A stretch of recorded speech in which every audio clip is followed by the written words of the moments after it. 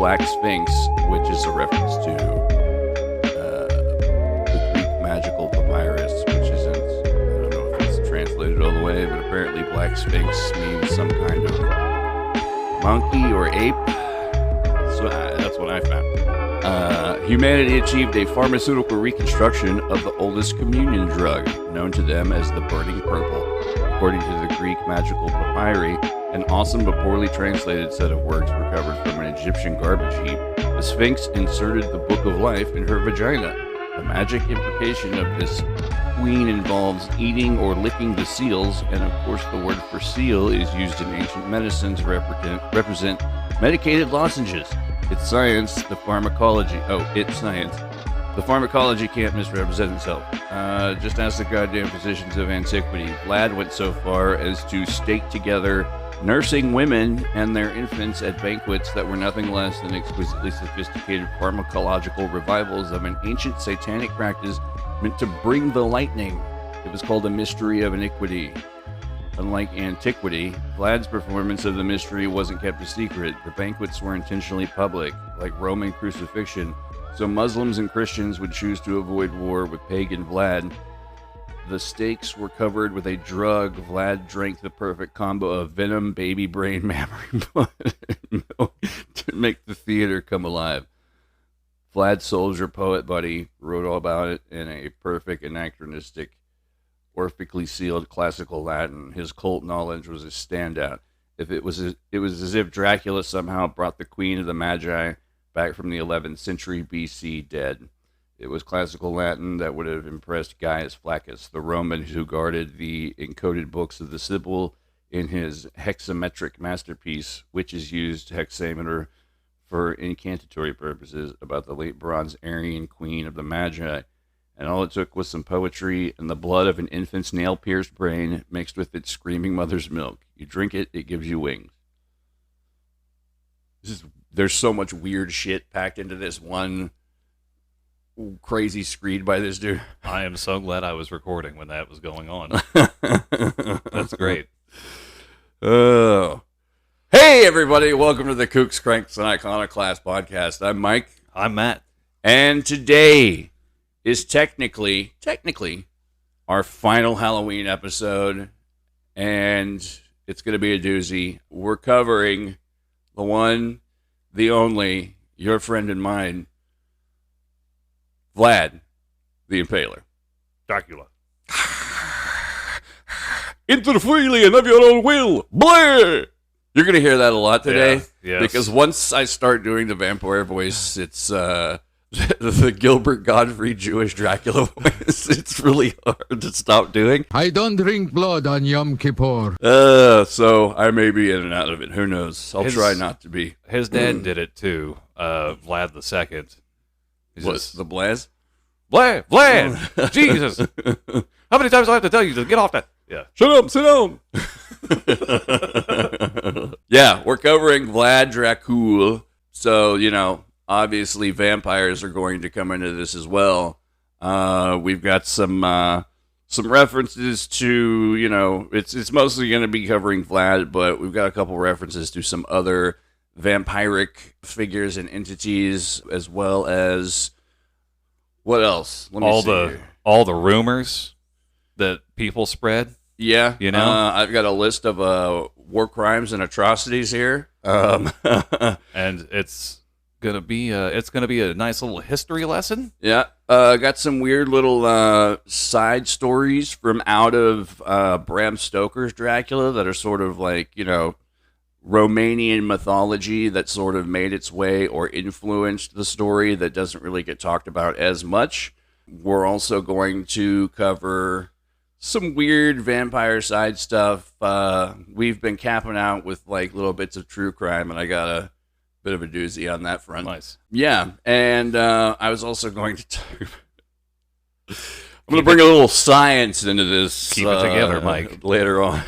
But it's science that feeds directly into contemporary conspiracy culture, and it'll make you say, hey, what up with that? Isn't that a segment on Saturday Night Live that Fat Albert does? Something. I don't know. I don't watch Saturday Night Live anymore. We don't have Fat Albert anymore on this. At least here, it's overweight Alvin on this show. We can't. It's afford probably it. not cool to even say Fat Albert anymore. Yeah, I don't know.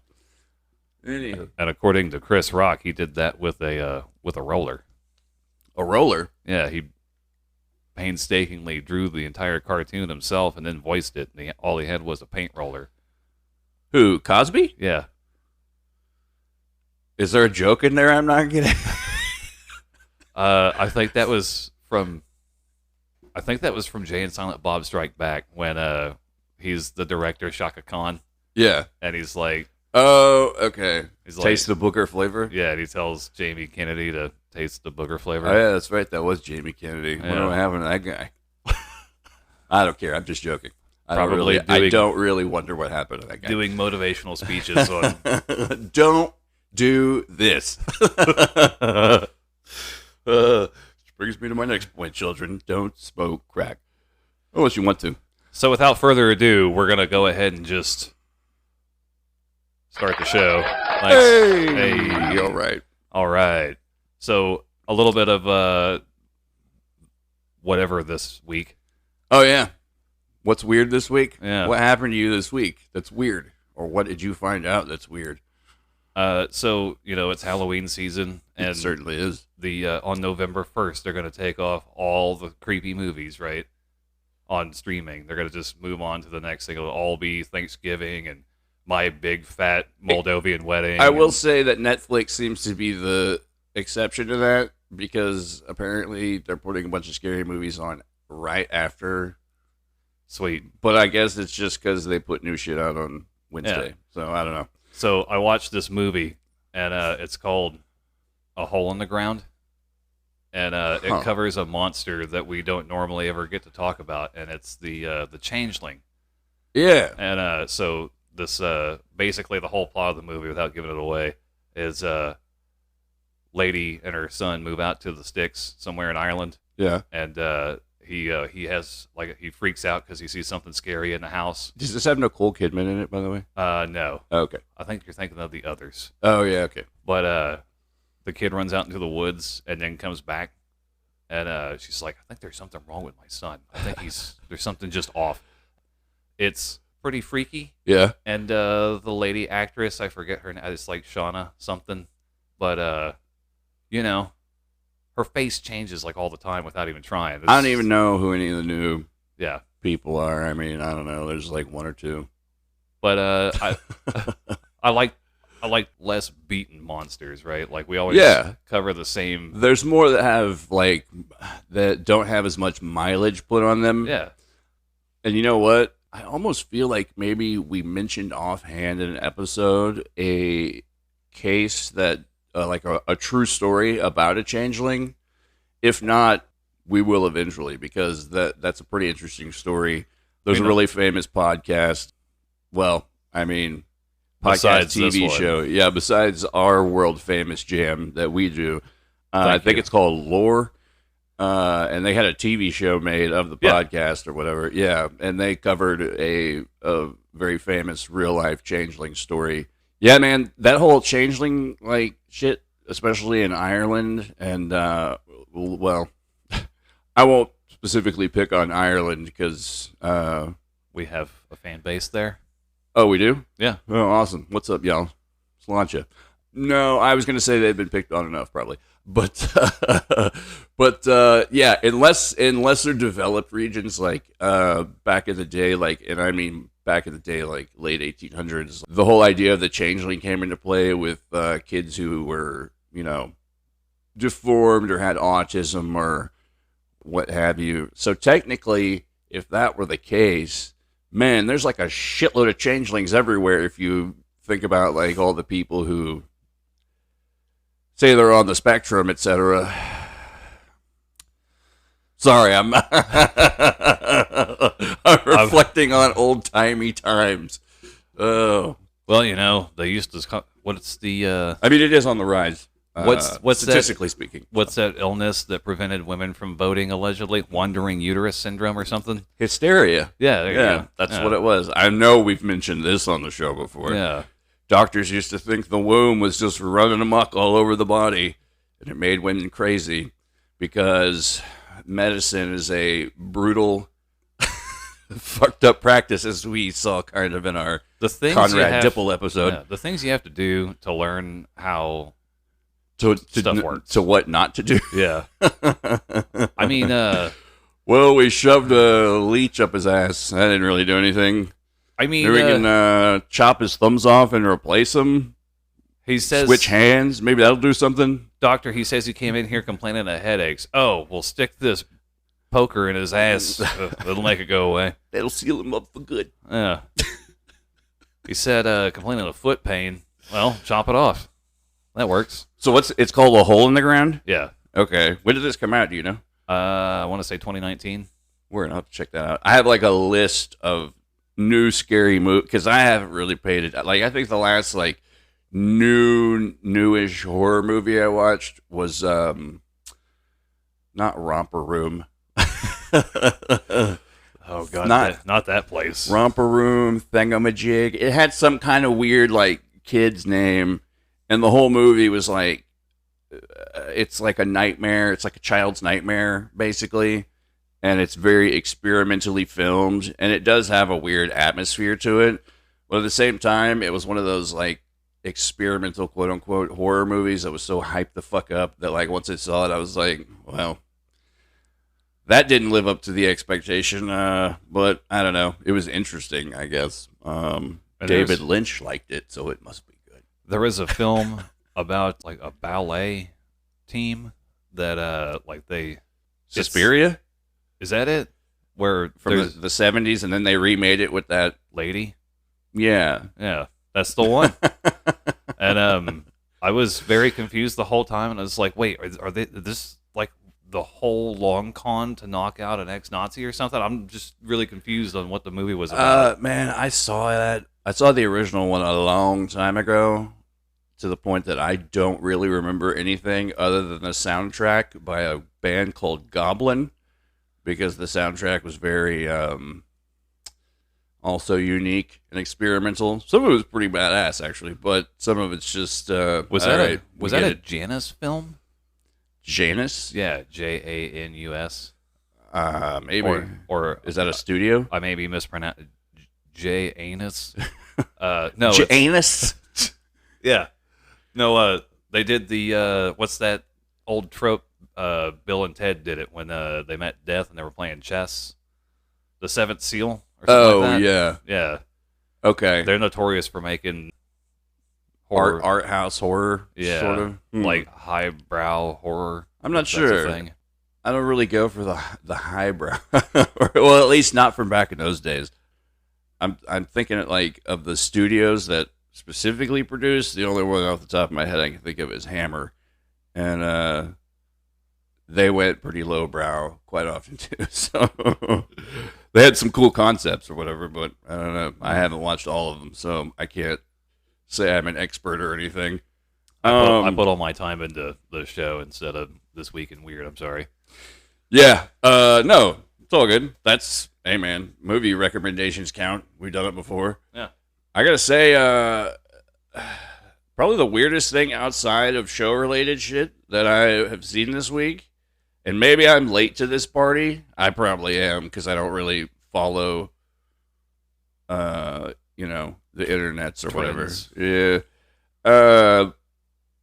That super hot chick, Amaranth, she's like a OnlyFans model or whatever. She's making beer with her own yeast, like her own. You know what I'm saying, Radioland. Her own yeast, Manufactured. Yeah. So first of all, how much do you need? How much yeast do you need? Does it not take much in the brewing process? I know you've done it before. I think they just take a schmear. Okay. And then I saw the word schmear, and then I was like, oh, schmear beer. Yeah. Okay. Well, I don't know. According to, some of the weird Greco-Roman ancient pharmacology I've read, maybe it has certain health benefits. I don't know. But I don't know. I mean, I'd try it. Maybe if it goes well, she'll get into baking bread. I'm trying not to quote that line from me myself. I'm just gonna throw it in. She's baking a loaf of bread, and I think it's sourdough. There it is. Okay. So yeah, that was the weird thing I saw. I don't know. It just made me think of all the weird, like, just biopharmaceuticals and shit. The whole concept of biopharmaceuticals is very intriguing and weird to me. It's not just like stem cells, and I mean, there's that. Yes. But, you know, just the harvesting of chemicals and ingredients that you can only get from the human body. And I mean, we're going to get into a little side of this later, but I don't know. I don't want to get into all of it, but, you know, like, what's her name? Sandra Bullock. There's like a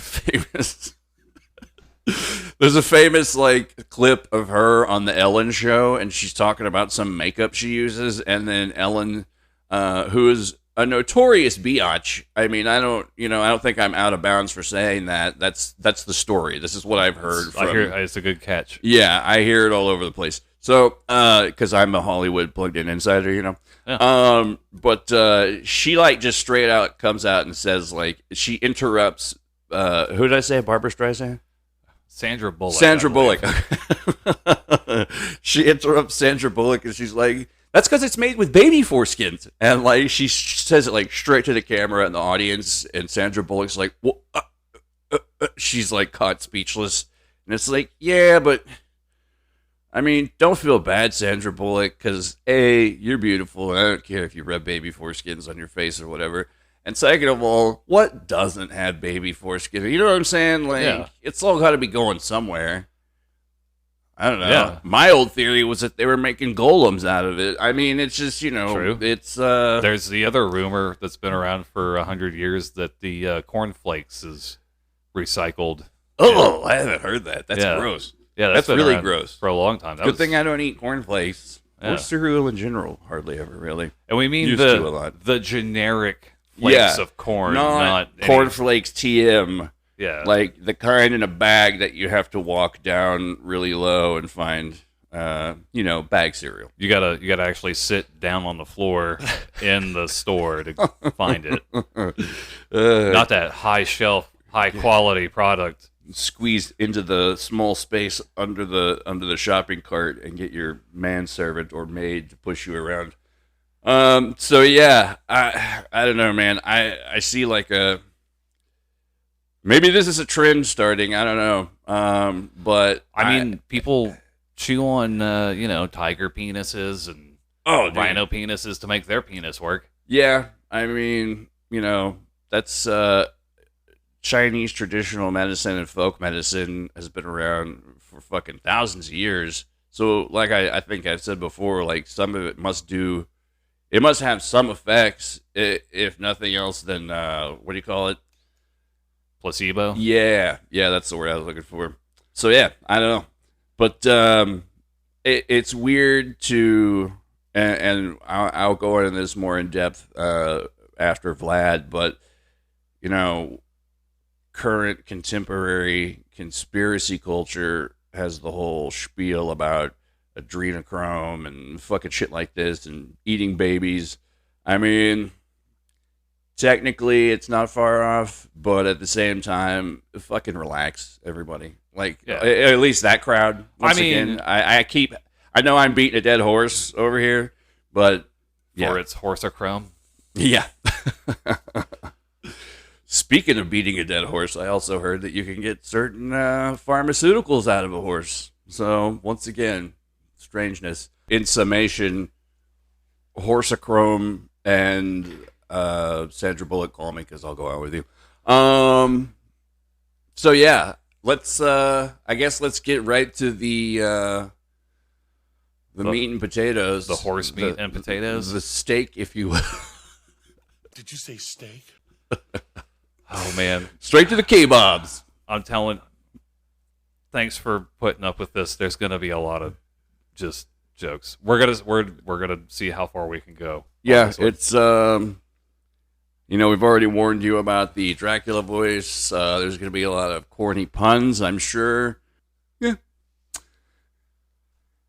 Prepare yourself. I could get a good look at a Turkish soldier by sticking a stake in his ass, but I'd rather take Vlad's word for it.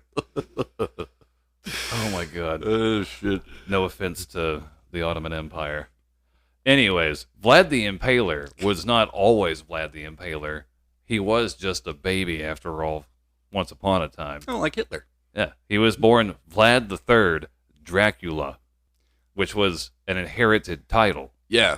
Because I've heard that it means not only dragon, but it also means, or wait, Dracul means devil also. So technically, he's Dracula, son of the devil, or son of the dragon. It's Yeah. like a weird two-meaning word. son of the order of the ghost of the dad of the ghost dad. Anyway, Don't drink that. Yeah. Vlad, how many times I have to tell you? So his dad was Voivode of Wakalia, which is That's a cool word too. it means the prince of and he I thought it meant like warlord. Same? No? pretty Okay. much it's- Okay. You're the top guy, Yeah. and Number one guy. yeah, you're my number one. And Wakalia is actually the southernmost region. Wallachia? Wallachia? I think it's Wallachia. Yeah, Wallachia Yeah. or Wallachia. I think if it's a V, you say it as a W. Yeah, so it'd be Wallachia then. Like with that guy from Star Trek, Yeah, Nuclear Wessel. Kurt Wessel. Sorry. Sorry. It's all right. It's good. Anyways, his father was actually the head honcho there, which is an actual Romanian term. What? Head honcho, really? No. Oh, okay. Anyways, Dracula was born. That's how much I know about Romania. Dracula was born somewhere around 1428 to 31 and died in 1476. He was part of the boyar class of people, so like the aristocracy, land ownership, the actual warlords. Thank goodness. No, I'm not going to do it. I'm not going to make any Chef Boyardee jokes. We are above that. And so, in order to actually be named Voivod, I can't even say it correctly. Voivod? Voivod, yeah. Voivod. You had to be descended from Bazarab the First. Bazarab. Bazarab. That name sounds familiar as well. And that dude's the guy that carved out that territory. So Okay. like it's got you have to have a direct lineage to Okay. him.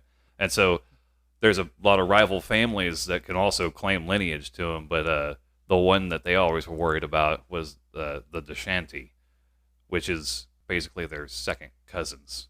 The Deshanti family was Was there? Okay, hold on. Just to clarify something going into this. Dynasty, excuse me.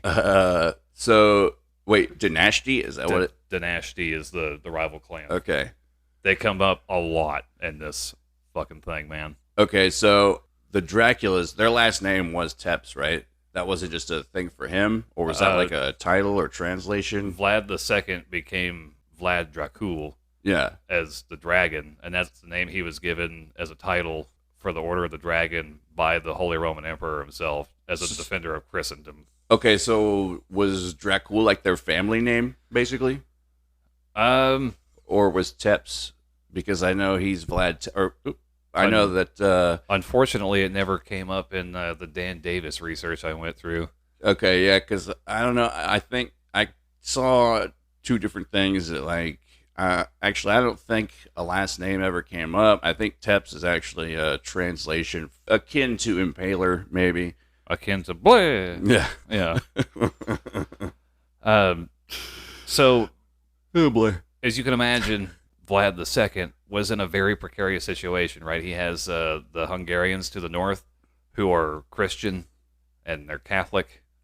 And then you have the Ottomans to the south and to your east. So you're totally surrounded, right? You're an Orthodox Christian nation. Yeah. And so you have to not only balance the external or existential threats to your kingdom, but you also have to play nice with the boyars, who essentially had what you would call like a constitutional monarchy rig. If they ever got pissed off at you, They could just say, no, we don't like the way you're being king, so we're going to say this guy has more of a right to the throne than you do. And so it always left them kind of hamstrung, and it was difficult to consolidate power for any king. Right. And so when you're trying to balance that, and you're trying to balance between Hungary and the Ottomans, what do? You play them against each other, right? For as long as you can. Like Shogun. Yeah. Or, I'm sorry, something like that. It's exactly like Shogun. Different Shogun. Yojimbo, that's what I was thinking of. Something else. Yeah. So anyways, Vlad II, who's everyone's favorite, Vlad's dad, Vlad the Impaler, as he was known. No, just Vlad Dracul was born in 1395, died 1447. As we stated earlier, the name Dracul actually is a nickname given by Holy Roman Empire for dragon or Order of the Dragon.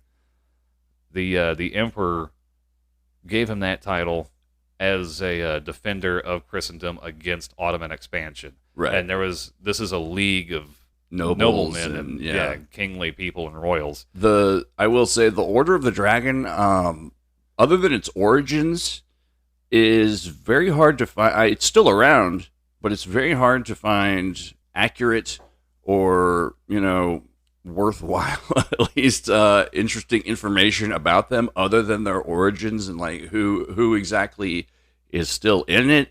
I will say that I stumbled across several sources that say King Charles. Sorry, England. Yeah, is oh, I know you're pissed about that. No, yeah, I know King Charles is supposedly, according to many sources I saw, one of the biggie descendants of the Order of the Dragon, or affiliates thereof.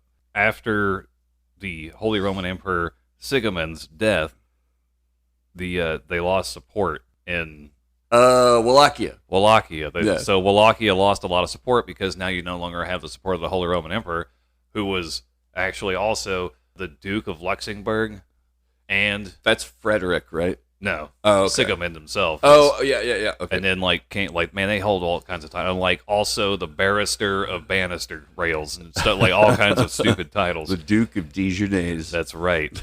Without the backing, right? So that now that we can't go to here and deal with these guys anymore, they're having to consolidate their power over in Hungary, and now we look like an appetizing meal to the Ottomans. We need to start catering to these guys so we don't get swallowed up and become owned. A falafel platter. Like, full out owned by the Ottomans. I mean shawarma platter, because that's got, Yeah. sticks through it, ladies and gentlemen. A stick. So enter in the left side of the stage, Morad II. I am Morad. From parts unknown. I am moron. Oh, it took me a while to get the reference, but goddamn, that's good. Thanks.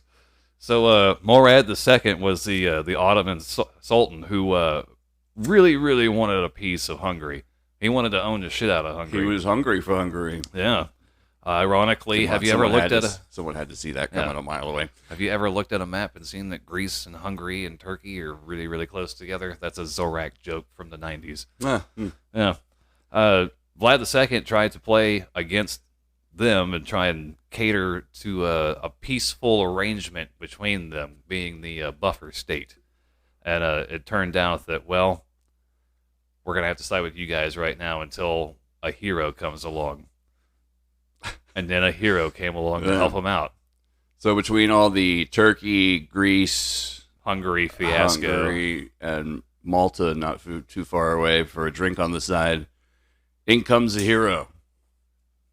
And a hero is more than a sandwich sometimes. Yeah. Weird, right? Yeah. So Vlad II paid a visit to John Hunyadi, who was the Man, I'm having a hard time with that. Voivode of Transylvania. I just like the word. That's the only reason I... He was a voivode of Transylvania and a powerful noble in his own right. And he hated Ottomans. Hated putting his feet up. terrible. And he actually was staunchly against any kind of Ottoman expansion into the Balkans. In fact, he wanted the Balkans to be reclaimed by Christendom, and so he actually had launched a couple of excursions into their territory to deter them from ever moving any further north. Little did he know that history would dictate a vastly different story. In 1442, Vlad II and his two sons, and two of his sons, were called out to the Sultan's office to explain a defeat against the Hungarians. Oh, man, that's up on the 10th floor. That's not good news. Yeah, dude. And so Dracula was one of those boys that went up there with him, and Radu, thank you. And they went and they left the oldest one back behind to take care of the camp. I believe that was... I want to say Macus or something like that. Yeah, Machia, I believe Murcia. it was. Murcia, yeah. Murcia II was left at home to hold down the fort. There's a famous folklorist who has the same name, Murcia Eliade. So while Ruda and Vlad are all talking to the boss man, they decide, hey, you know what? They come to an agreement and say, hey, you guys need to stay hostages here. I'm really upset with how this whole battle thing went. I'm so upset. Yeah. I have to leave my kid. I mean... No, that's just how things work. Yeah. Yeah. I mean, I'm going to have to get off my ottoman. And, no, he just said, I am Morad. No. Come down from your ivory ottoman. Yeah. Anyways, I'm sorry. This is fucking hilarious. Here, I'll break up the hilarity by saying that during their time under Ottoman hostagehood, I guess we'll say, like, their royal hostagehood. Hostageness? Yeah. Radu and Vlad were allegedly, and I'm inclined to believe this, repeatedly, let's say violated. I'm not casting aspersions on anyone's ancient cultures or whatever that no longer exist for over hundreds of years. But the Ottoman Empire apparently was very into the whole Nambla thing. So, I don't know. That was just part of their culture. And it's supposedly a big part of why Vlad was like, man, fuck them Ottomans. Don't ask. I just don't like them. I just don't like Ottomans, all right? So yeah. So this puts Murcia II in a very precarious place, right? Now that his dad and brothers are held hostage in the Ottoman Empire, if he wages war against them with Hungary, Yeah. he loses his whole family. Yep. And if he doesn't go to war with Hungary on behalf of the Ottomans, they're going to cut his fucking head off. Yeah. You can do it! Cut his fucking head off! And just for clarification also, their mother died, I think, giving birth to Radu, I believe. She died early on, so she was not in the picture. Yeah. Radu the Handsome was his name. Yeah. And I wonder who gave him that name. Mehmet. Mehmet. Mehmet. So this is where things... That was his... Well, never mind. We'll get there. This is where things tend to start getting really shitty for Murcia II. Because Bazarab II was instilled during the instability. Mm. He's from a rival family, the Danishti family. Okay. That clan. They're second cousins. What is it one more time? Bazarab? Bazarab Okay. the second. Okay. Everyone's a fucking junior. So 1 year later, Junior. 1 year later, after all this imprisonment and stuff, Vlad II is let out of prison with the hopes that he'll retake his country Yeah. and be friendly to the Ottoman government. The Ottoman hopes. Yes. Yeah. He gets out. Mm-hmm. And he takes his country back. Mm-hmm. He kills him. Kills. Bazarab II, Okay. we think. Anyways. I wouldn't put it past him. And then the two boys are supposed to be left in prison for the next 5 years in the Ottoman Empire. This is where things get a little weird because they learn a bunch of stuff about Ottoman culture and how their military works and like all the inner workings. And Mehmet II Mm-hmm. is maybe about 2 years older within 2 or 3 years of Dracula's age, Okay. and they actually spent time together while he was a hostage there, and like they got to know each other. And prior to their imprisonment or hostage status, they were both those boys were born Orthodox, learned about Catholicism but never converted, and then they learned how to speak Italian, Hungarian, Latin, and during their hostage time, Turkish. Okay. Became fluent in Turkish. Now, when you say Orthodox Christianity, just to double check, is this Eastern Orthodox? Correct. Okay, yeah. Okay. The Byzantium was the holy city for the Eastern Orthodox Church. Yeah, and I remember reading somewhere also that like the Hagia Sophia was one of their big, like one of their churches that they were most proud of, and the Ottoman Empire took it over and turned it into a mosque, and this really stuck in their craw. So that was another reason they were like, man, fuck Ottomans. It's So, still standing. yeah. It's a pretty cool building too. I think it was one of the 7 wonders of the world, if I remember correctly. Maybe Yeah. there used to be 5 Christian holy cities, and then they started getting picked off until there was just Rome. With this time in captivity, Dracula became very, very hateful because he would receive regular beatings for not doing it right or just for the sake of getting beat. Yeah. Right? And then it's also alleged that Radu became a lover of Mehmet II. Yeah, I had read that as well. And a lot of it seems like it's just conjecture and rumors, Mm-hmm. but they were pretty tight, so tight that they actually went to war together against Dracula Yeah. later on in life. Yeah. And that's when Vlad said, man, you two at two, Radu? More like Rad don't. Damn. So anyways, so we get to the point now where there's an actual civil war, and Mircea II is captured by our Hungarian hero, John Hunyadi. Hyundai. Almost. Hi, Hyundai. And If you have dyslexia. this is where it gets real bad for Mircea. Mircea II was captured by John Hundea, and then his eyes burned the fuck out with hot pokers, and then they buried him alive. And that was just step 1. Yeah. God damn. Vlad II tried to escape by crossing the Danube River in the south border, right, over into the Ottoman territory. Okay. But he was captured by pro-Hungarian and anti-Vlad forces and then murdered to death. Vlad II. Yeah. Okay. So in roughly the span of 2 weeks, Yeah. his brother and his dad are both dead.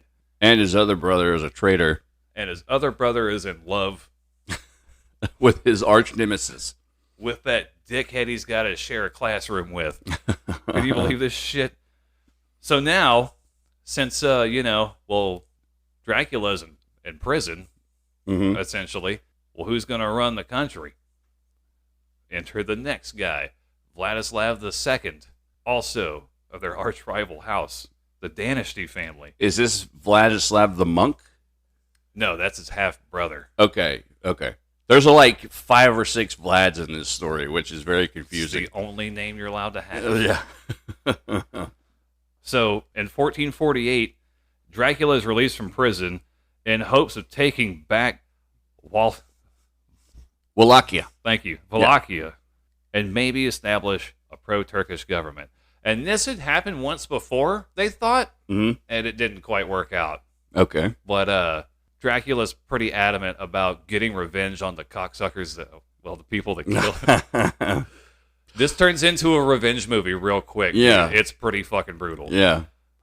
He's like, no, I'll kill him with my bare hands. Kill billions. Not quite that high, but it's up there. We'll get into figures later. Yes. So sometime in the early 1450s, Hunyadi and Vladislav II attempted to liberate the territory in Kosovo, Serbia, from the Ottomans, just west of in the coastal region of the Adriatic Sea there. Okay. And they failed miserably, man. They got their asses handed to them by the Ottomans. And so while Vladislav II was out of country, Dracula said, I see an opening. And so he rallied about 5,000 to 7,000 men Yeah. and went to the Capitol. And he's like, hey, I don't know if you guys know this, but my dad was king, and now this is happening. Yeah. And so... I mean, it's only fair. Yeah, I mean, territoriality. I bled on it first. and so, as Vladislav II is making his way back, like his whole army is just in tatters, right? And they've been scattered, and they're all just trying to make it back home. Scattered tatters. Yeah. Okay. Scattered and tattered. Okay. That's the new meal out of At Waffle House. he finds out about the coup, right? And he's like, well, fuck that. I'll rally my guys that are still willing and able, and these boyars aren't going to support this guy. I can get all the support I need to take out Dracula. And then... Is this when he gathers up the boyars? This is when Vladislav gathers or consolidates his power base and recruits guys as he's getting to the capital. Okay. And so now Civil War Part 2 happens again. He's got to defend his claim to the throne, right? Well, Dracula corners him, and his army is stuck, and Dracula, being the just batshit gangster he is, says, "Boy, I challenge you to a duel." And Vladislav's like, fine. And Dracula commences to beat the ever-loving shit out of him and then kills him. Wow. Cuts his fucking head off. Cut his fucking head off! So it wasn't like a 20 paces turn around and fire duel. No, this was with swords and shit. Okay. It's like, I gotcha. Dude, you're responsible for killing my brother and my father. You killed my father. Prepare to die. So now that he's taken out this guy, right, he's like, anyone else got a fucking problem, we can deal with it right now. And everybody kind of just, we got this. Yeah. He consolidated his power with the boyars as well and decided that he needs to start setting up shop because the same problem that happened to his dad is probably going to happen to him. He's probably going to have to play Hungary and the Ottoman Empire off each other. Yeah. And then he's also got to worry about the internal threats of the boyars. And he said, I have an idea. Okay. I'm going to go ahead and just eliminate one threat. Since I can't eliminate Hungary or Ottomans, I'll just eliminate the boyars. Yeah. Anyone who's pro me, come on out here. Or if you don't like me, come on out here. For Easter dinner, guys. It's going to be fun. We're going to have a party. Bring your wives. Bring your kids. So all the nobles come to dinner. I think they have a crawfish feast. I've read several versions of this story. They have a crawdad feast, and everyone's like, all the boyars are like, that was delicious. Yum, yum. So what did you want to talk about? And then he says, oh, yeah, all those crawfish you just ate, I fed them the heads of your family. They've all been killed and fed to these crawfish, and you just ate them. And now you're cannibals by proxy. Yeah. But he's not done because he has a parting gift. Oh, yeah? Yeah. He takes all 200 noblemen and their wives and just skewers the shit out of them. And I don't mean a Don Rickles roast. I mean through the anus and out the throat or mouth. Yep. I don't know if a lot of people know this, but technically, most of the people, pretty much all the people who were impaled, it's up the bum and out the mouth. Typically greased with lard. Yeah. Sometimes even medicinal concoctions, according to one source. But also, apparently, I didn't know this, but Vlad also had different size, like I guess your standard steak is like a number 2 pencil. I mean, it's obviously bigger than that, but you have your number 2 steak. Did you say steak? And then I guess there's like a number 3 and a number 5 because he had different sizes for people that he really, really didn't like, like certain holy envoys or things like that, Ottoman messengers, etc. So yeah, it wasn't just steak up the bum. It was yeah, you got the extra special size 14 shack foot up the ass steak if you were really fucking not in his book of loyalists, I guess is the word. So I did jump ahead here. So what I do want to do is just backtrack a little bit. Sorry. After so in the in Kosovo, Serbia region had failed. Yeah. When Vladislav II was on his way back, Dracula had actually planned to catch him on the way home. Uh-huh. The plot was discovered by Vladislav and failed miserably. So first attempt, not great. Yeah. Second attempt, though, I think we got an idea. I think I just had an idea. Dracula, on the first attempt, did not do a great job. Probably should have gone back and done some homework there. But he fled the country to where it would be safe, to Moldova, where his cousin was the king. And with no Hungarian support backing him anymore, and having to move into the Ottoman sphere of influence not being an option, Moldova was just the only place to stay safe and try to figure out what to do to get his shit back, right? Like it's become a lifelong mission now to kill everyone responsible for destroying his family, because that's really all he's after at this point. During that time, Vladislav II went to greet the new Sultan, Mehmed II, giving John Hunyadi. Yeah. Giving John Hunyadi a chance to steal land from Vladislav. This is where we start finding new alliances. He's like, oh, you're gonna go in there and take land away from Vladislav? That's cool. You know who knows the area, and also hates that guy. You can go ahead and hire me to come in here, and I'll help you out, because I just got done helping my cousin kick the Polish ass, and we'll I can come in here and help out.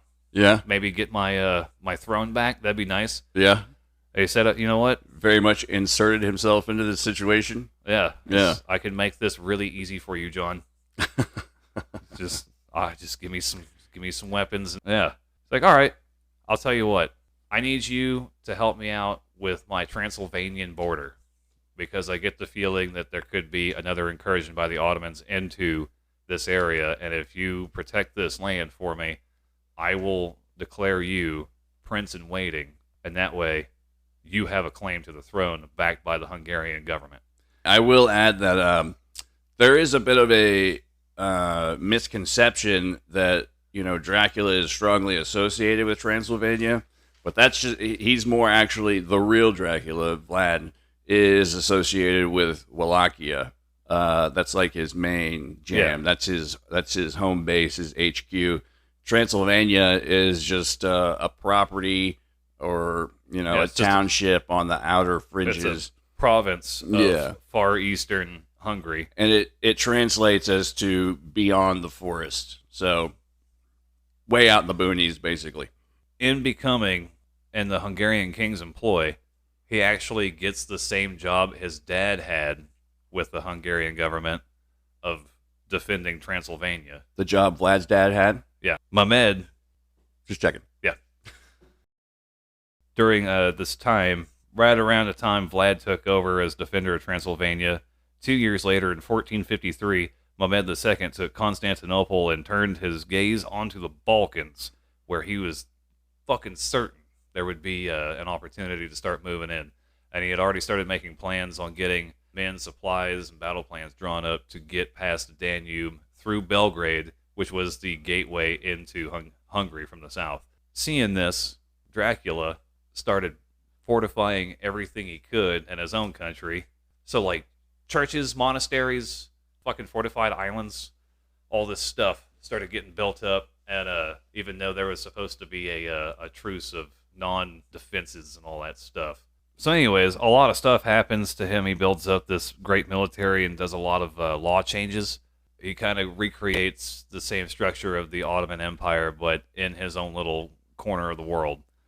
But like any Power 500 company, you're going to have to grease a few poles. Not the Polish, but you know what we're saying.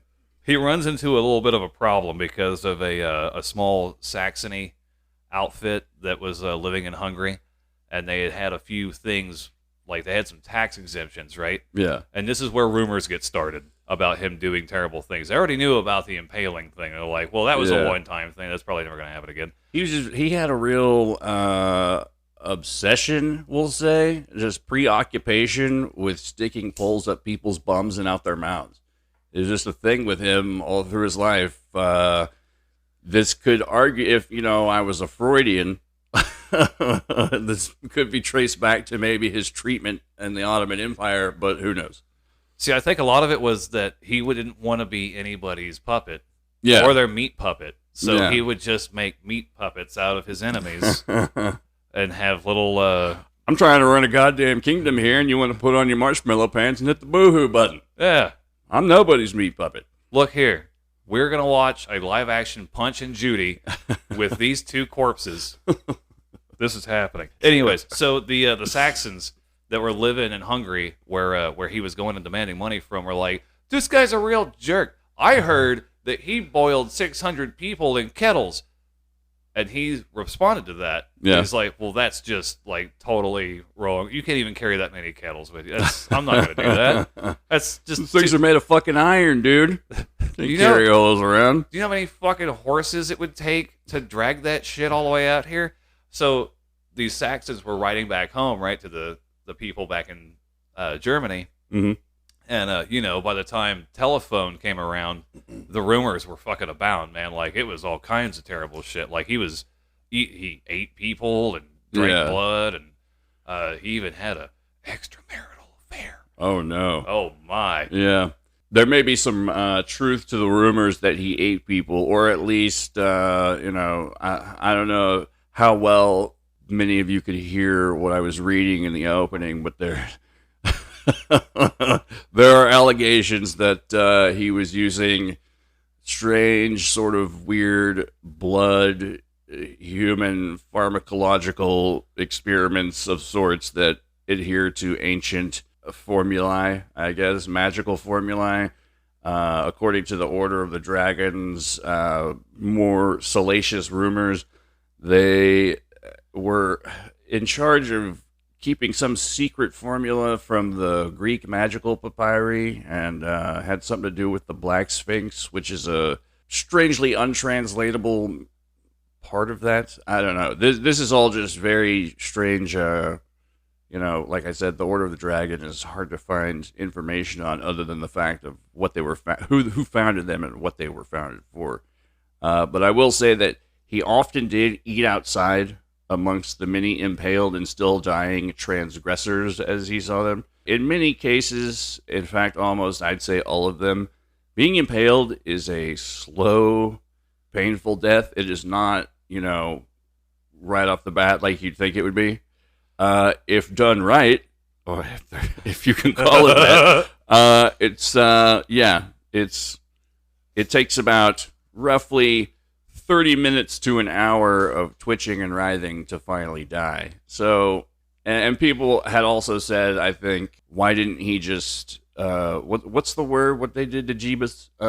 Crucify? Yeah, he's like, why didn't you just crucify all these people? It was like, I don't know, he just had a butt thing. So, or at least something.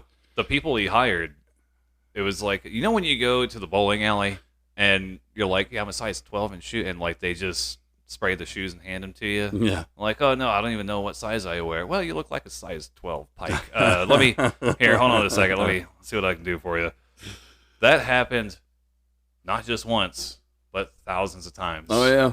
They got really good at it, apparently. So, in the late 1450s, he ran into a little bit more trouble because there were 3 usurpers to his throne.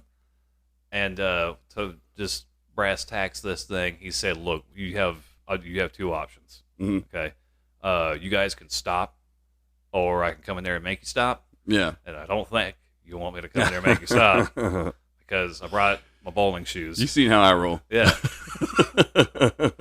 And so one guy actually was like, yeah, okay, I'm good, I swear I'm done. But this one of the guys named Dan the Third, because Dan. Damn it, Dan. God damn it, Dan. Well, he decided that he was going to fight a war against him, which was just foolhardy, because this dude ends up losing, gets caught, And then the worst possible psychological torture I can imagine for this guy. There's a show trial. Yeah. And he said, Like you do. Is your name Vlad? No, it's Dan. Well, Dan, I don't think you're king. Why are you saying that? Well, here's what we're going to do. Your punishment is I'm going to make you watch as my men dig your grave. Uh-huh. Okay? Okay. I'm going to get you a priest to give you a funeral service. Uh-huh. I'm going to chop your fucking head off. Cut his fucking head off! Oh, okay. And the whole time, he's tied up, bound, and he gets to watch his own funeral service and grave be dug simultaneously until a man comes behind him and chops his head off. This is the birth of gangster shit, man. I mean, this dude is Punky Brewster, right? Good Lord. And if it didn't get any worse than that, we would end the show here, but because things keep getting worse, we have to expand upon this because it wasn't long after that, hey, you know what'd be great? A fucking crusade. Oh, boy. Yeah. And, he's like, you know what? Ooh, that sounds great. Did you know, guys, that I also am not a big fan of the Ottoman Empire, and I would just love to help you all out. What can I do? And they're like, oh, man, can you What can't you do? can you, whatever you do, just do it over there. Don't get us involved with that. So to try to curb the hostilities between Vlad the Impaler and the Ottoman Empire, an envoy was sent to his court. Yeah. And I believe Mike can put this a little bit more eloquently than I can. Yeah, so 2 Muslim envoys from the Ottoman Empire show up, and Vlad, he lets him in, he's talking to him, and he's like, I can't believe the disrespect of you guys wearing your hats when you talk to me. This is bullshit. So, they reply, well, it's, technically it's part of our religion. We can't take these hats off. And he's like, oh, well, allow me to help you out with that. So, in response, he takes fucking iron spikes and drives them through the hats into the skulls of the envoys. And when Mehmet found out, he was pretty fucking pissed. I know that's darkly fucked up, but I kind of laughed when I read that. Mehmet probably was like, well, they just take the fucking hats off. Now I got to send a whole new guy out there. I don't know if it was the extramarital affair you mentioned earlier, but also he had multiple mistresses, like most people did back in the day who were in power, and one of them allegedly lied about being pregnant. So in order to find out whether she was telling the truth or not, right up the center. Nope, she wasn't pregnant. Found out the hard way. Oh, man. So yeah, that's just one of many stories I have here of alleged atrocities that this man has performed or committed. Oh boy, it's about to get worse. Have you ever heard of a place called Giorgio?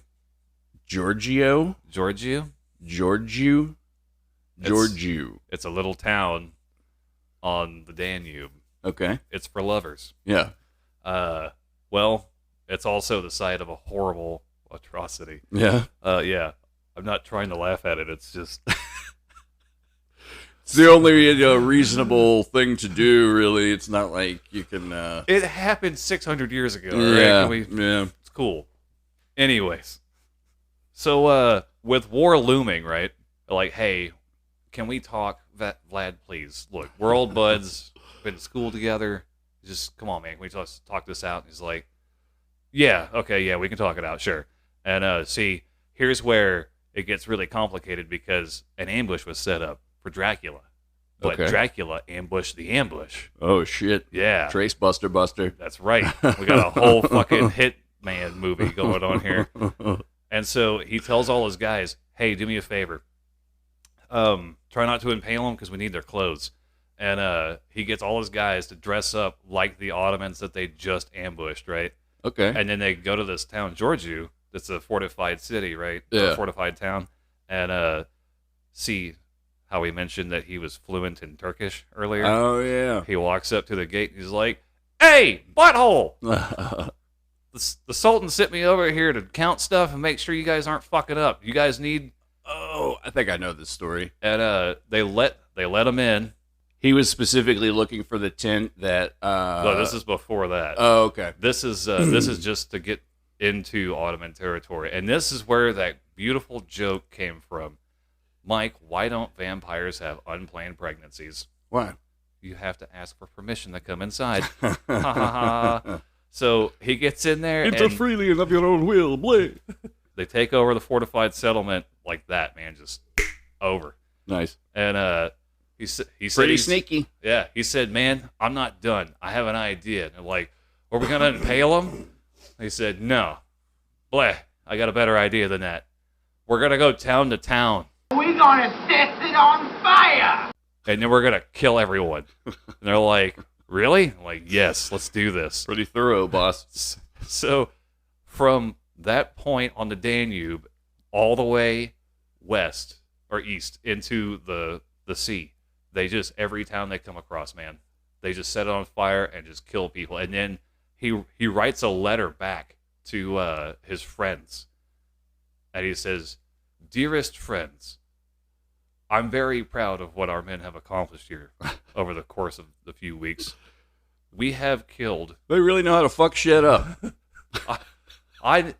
We were just a ragtag group of guys speaking Turkish to get into. It's a couple crazy kids with a dream.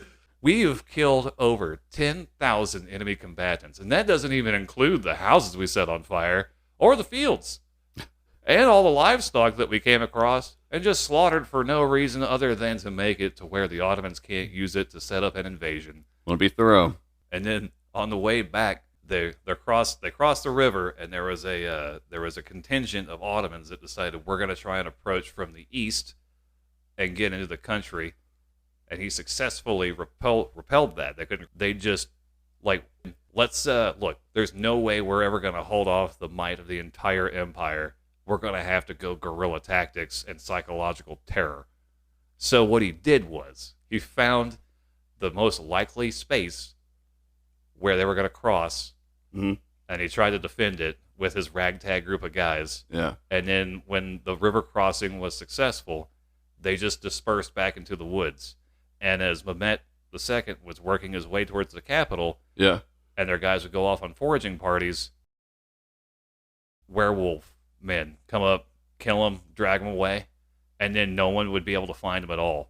Was this when they like came out of the fog or whatever they used because the battlefield was like super foggy or whatever? Like, yeah, this is part of the run. Like they dammed up rivers and estuaries and stuff to make bogs and marshes and like make it really fucking difficult for them. Yeah. The Ottoman army was plagued by disease, and they kept losing guys because Yeah. it's not fun. Trench foot, Yeah. things like that. Trench foot, spike through the butt. Yeah. And like these bodies kept disappearing, and they're like, man, what the fuck is going on?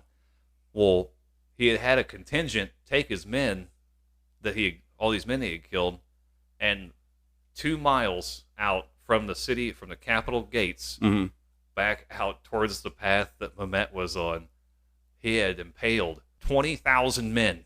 God damn. They're like, you know what? Let's Hey, come guys, back later. Check, Check, please. You're busy. We'll come back. And they're making their way back. God, what a fucking sight, man. Can Oh, you imagine? It Like, must have just- stank to fucking high heaven, dude. Ugh. And he's like, no, guys, wait, we can do more. And like, Vlad, come on, man, can we just take a break? I'm running out of steaks. Yeah, I think this was the point by which his castle was surrounded by an almost literal forest of staked corpses. It was 2 miles by 0.5 miles, filled with 20,000 men, women, and children. Yeah, that's mind-boggling. I can't even fucking see beyond a mile. So, like, Yeah. to think that you're, like, walking into a forest of fucking kebab corn dog people all over the place. Sorry to say, K-Bob didn't make it out. Yeah, most of whom are probably still, ow, or what, I don't know, whatever you say when you have a large fucking, technically a tree up your bum. Hoo boy. Pass the preparation H. You're Mehmet the Second, and you just seen that, and it's June, so you know it's hot. Oh god, I didn't even think of that. They've flooded all the fields they can and poisoned all the wells, and then they've taken all the food away that they can because that's stuff you do during a campaign of guerrilla tactics And psychological warfare. Yeah, Shock and awe, baby. and they're like, you know what, guys, let's make camp and we'll talk about this in the morning and see if we even want to still fight this fucking war against this guy because this is just this dude is sick, man. I can't be around this shit anymore. He was never like this in high school. I don't know what the fuck happened. So, But he was a hero to his people. A hero that was feared and respected. by the Catholic Church later on. Yeah. And, so they're making their way back. He quite often said, everything I do for Christ. I don't know if that's a Romanian or not. That's probably not. I didn't want to go straight to the Dracula voice. So the Ottomans are on their way back home to rethink things. Regroup a little, maybe? Yeah, just kind of, vomit and start over. And so, once again, Dracula's guys are picking these dudes off as stragglers, when they go out to forage. Yeah. And they relentlessly beat and torture all these guys. And they're like, hey, I need to know what all the passwords are. Okay? I'm like, I don't know anything. I really don't know shit. And like, oh, okay, cool. Useless. Yeah, and then until someone started telling them the passwords. And I'm sure they meant the same. The password is umbrella. And they're like, okay, cool. You'd probably need if you had to walk through the forest of impaled bodies. So, being a hostage for so many years, he was trained in the tactics of how they set camp up. And he had seen how they build everything around the main tent, and the janissaries would set up outside that main tent, and then like your livestock, stuff like that. Hey, Matt, what are janissaries? Janissaries is a slang term in Turkish for new recruit, but what they mean by that is an 8 to 10-year-old Christian boy that they stole from some poor town and trained in the martial arts. And by martial, I mean military. Not just, how to rap as a white boy. Yeah. I don't know. Not to Mathers it up or anything. Yeah. Family Mathers. Did I do that? I don't know. So, with passwords in hand, at about 7,000 to 10,000 cavalry, they wait till nighttime, right? Right. And they get past all the sentries because the password is umbrella, and then the other password is, whatever. Yeah. And they get real close before everyone figures out what's going on. Like, it's nighttime, people are in bed, no one's even got their armor or their weapons ready or anything. Right. And Dracula gets within about 50 yards or less of Mehmet's tent. Yeah. His men actually get to the main tent, and he's not in it. And they start just dragging bodies out and killing them, just hoping that they hit it. It turns out he was in another tent, but by the time they found where Mehmet actually was, the Janissaries had actually got down into a square formation and started opening fire on Dracula's cavalry. Hey. And they made 2 different pushes to try and get there and failed. And he came within, like 10 minutes of being able to Just kill the walk up Sultan. and Just slit his fucking throat. and end the war. Yeah. And they pushed back out into the woods. Most of the guys were actually on a fighting retreat back into the woods to find safety. And that was the best chance he was ever going to get at knocking this dude out. And like, it's insane to me that this dude got that close to killing everyone he wanted to kill. Yeah, because I don't think Mehmet ever got what was coming to him, did he? Nope. In fact, funny, ironic note. Oh, yeah? Remember that brother that was the lover of Mehmet? Radu. Yeah. He stayed behind. And since there was not a big enough force for Dracula to go back and wage war against the Ottomans inside his own country, Radu became the default prince now. Oh, shit. And, the big Radu. Yeah. A really big Radu. It was not good because, once again, Dracula's on the lam. He's got to reconsolidate all his power. And since that whole Easter party where he just disrupted the whole thing by killing all the Boyers, Yep. any potential support he had kind of went out the window. Mm-hmm. So he went into exile. Yeah, I don't know if we mentioned it. He didn't only just feed them crawfish that fed upon their family, but he ended the party by slitting all their throats. So yeah. Lovely. Mm-hmm. So how does one go about getting everything you want and getting your country back and killing a sultan? Well, you got to do what you got to do. Okay. Can I get a woo? Yes.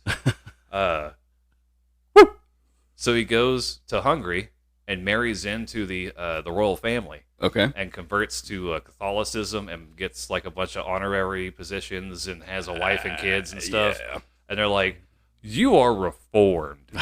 You're great at this." All that fucked up shit you did for Jesus and our whole thing we got going here, man, brilliant. The Lord says to forgive. Hey, Dracula, guess what? Leave them kids alone. Oh no, wait, that's Mehmet. I'm thinking of. Sorry. So, Hungary gets an appetite for war. Nice. Against the Ottomans again because they just keep doing these raiding parties.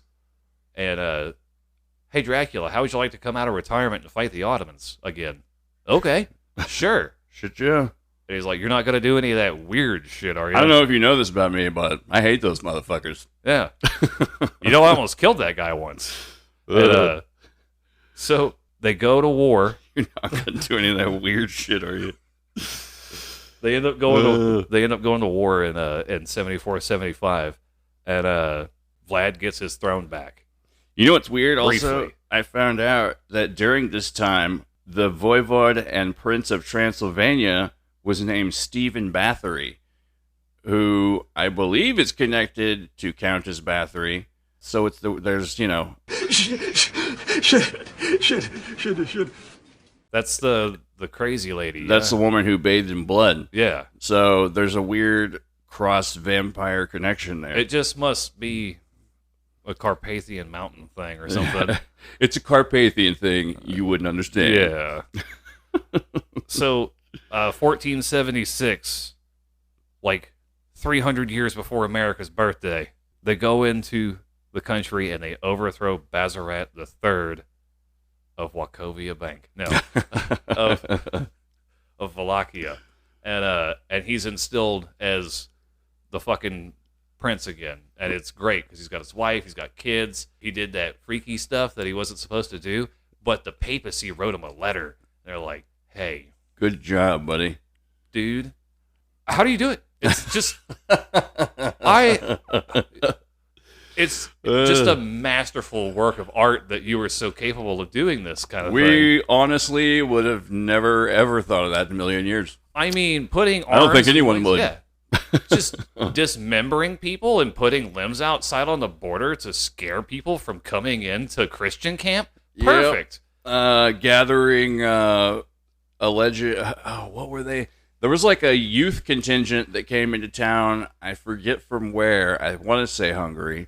Kind of earlier on in the story, but you know what? Don't quote me on that. I don't remember where this youth contingent was from exactly, but they'd come to town to learn, and he was like, "Okay, yeah, put them all in a church and then board it up." We're gonna set it on fire! They're like, "What? Why?" He's like, "Cause I don't want any fucking spies in my city learning all our shit and going back down. This is what I did, you know." So with like most things in life, they're never permanent, and like most warriors, you live by the sword, you might die by the sword. Mm-hmm. And it was only about 3 months or so into, maybe even just a month into his reign as being prince for the third time, yeah, that he died. And there's the prince formerly known as Prince of Wachovia. Of Wawa. So there's a couple of different versions on what happened to his body. The first one is that he may have been killed in an ambush while fighting against a revolt or even against the Ottomans on a raid.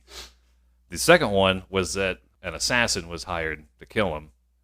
And the third was that he was beheaded, potentially by one of his own allies because of a friendly fire incident during a raid, and because he may or may not have been dressed up like a Turk again to infiltrate into an area. But Yeah, that's the drawback to that tactic. yeah, he may have been his own cunning may have been what undid him. And the fucked up part is, dude, is that the Ottoman Empire claims they got his head because of they say that Janissaries recovered his head and brought it back to Mehmet, upon which he put it on a spike. Yep. The rest of his body, so they say, was found by some monks, and they buried him on an island inside a lake. And to this day, it's still really fucking spooky. And yeah. I think I'd also read somewhere that his body went missing from his grave at some point, much like Herr Dippel from a few episodes back. Someone had dug his corpse up, and absconded with it to some degree, unless his headless corpse, of course, dug itself out. But it's far more likely that one of his enemies found out where he was buried. It was like, yeah, this guy, he did all this fucked up shit, so let's just take his body and repay the favor. In fact, just to close out on this tale, I've got a few more war crimes and atrocities here, and alleged sort of folk tale-y type stories of the fucked up shit he's done. He once asked a farmer dressed in rags, "Are you married?" He replied, "Yes, sire." And Vlad said to him, "Bring her to me." He asked her, "What is your job?" And the farmer's wife, she said, "Sire, I cook, sew, and clean."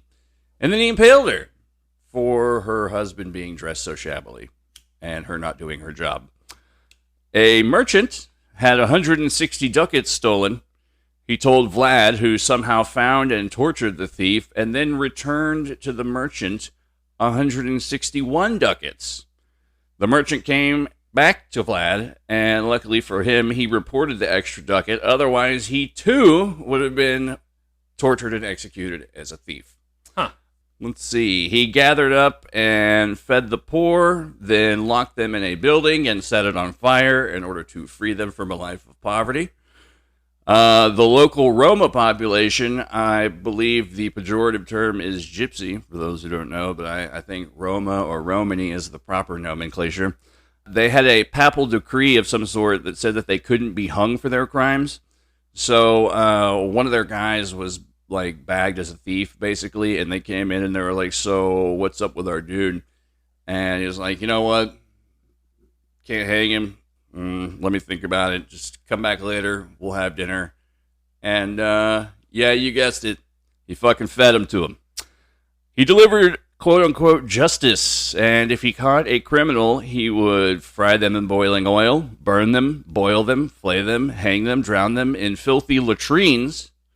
So drowning and shit was also a distinct possibility for criminals at this time in this place. What a shitty ending. Yeah, literally. Some were hung naked by their hair or suspended by iron hooks through their feet. Some had iron nails driven through their eyes and ears, but above all else, he loved sticking big pointy logs up people's bum-bums and out their mouths. And he loved it so much, he even once allegedly had a donkey impaled, which I would hate to be one of the fucking underlings given that job for many, many reasons. Just for being an ass. New studies show, according to letters found, that he apparently cried tears of blood, just like that one James Bond villain. So that adds to the extra fucking kooky weirdness of this guy. Overall, it is said he is directly responsible for roughly 23,884 deaths. I don't have any direct figures of other historical monsters to compare that to. I mean, I don't know, Stalin. Well, Mao. Pre-industrial revolution. Pre-industrial revolution, man, I don't know. That's quite a bit, man. Yeah, that's pretty industrious in itself. Yeah. So yeah, fucking Vlad the Impaler, man. And this is complicated because then you get into the folkloric aspects and the rumors. I mean, this guy isn't just the basis for the fictional Dracula for no reason. I mean, there are rumors that he was in fact drinking blood. I mean, we mentioned earlier he would sit outside amongst all these impaled people, a forest of impaled human beings and writhing corpses, and he would feast and eat his fucking meals out there, and like he would, do business with people who were just like, can we kind of maybe change the venue? According to those papers out of Germany that they had made and those woodcuts. Yeah, there was a pamphlet that went around about him too, about all his bullshit he did. He'd sop up the blood on his plate with his bread, and then he would ask people, why aren't you hungry? Yeah, he would sit out there and sentence people to impalement right there in front of him while he was eating. The whole vampires drinking blood thing and Romanian folklore, a lot of it is very interwoven with this character. Bram Stoker included him as such a huge influence upon the fictional Dracula for multiple reasons, which we'll get into after this break.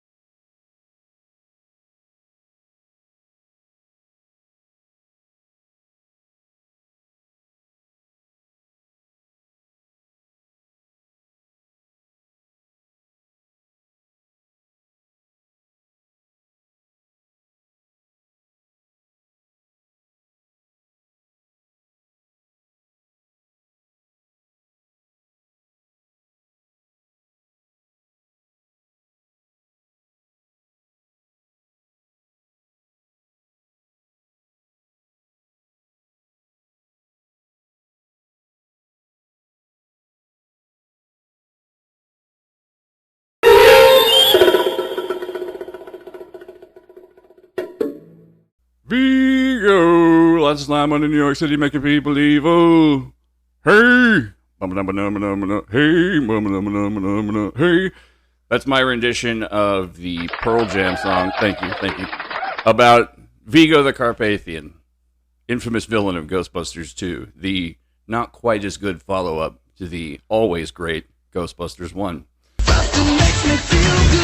So, Vlad the Impaler, model for Dracula, Bram Stoker, did a lot of research into Romanian mythology and folklore, and some of this stuff he sort of mentions offhand in like little throwaway snippets here and there throughout the book Dracula.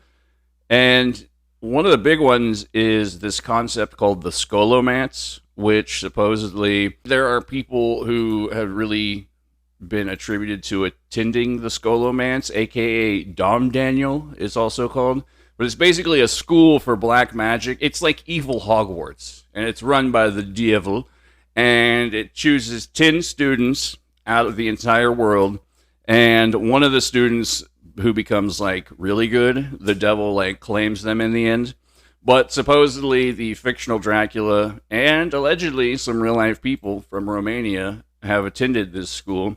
And then there's sort of a follow-up to this where the people who attend, or the one who doesn't get chosen by the devil to be like, I don't know, his personal assistant, ball washer, whatever you want to call it. They play a lot of golf, that's why. Yeah. Just like all evil men. No, there's a... The one of the star students of the Scholomance ends up becoming what is called a Solomonari. So there's this weird connection to King Solomon too, but the Solomonari are like weather wizards who ride a dragon that lives in a lake up in the Carpathian Mountains, and they fly around through the sky and control the weather. And this has like bearing on like the crops and all that stuff, and has weird connections to fertility rites, etc., things like that. So anything that's wrong blame it on Dracula. Pretty much. Well, not necessarily Dracula himself, but the Solomonari or the weather wizard of the Skolomance who rides the dragon. There's Nobody sees the wizard. There's a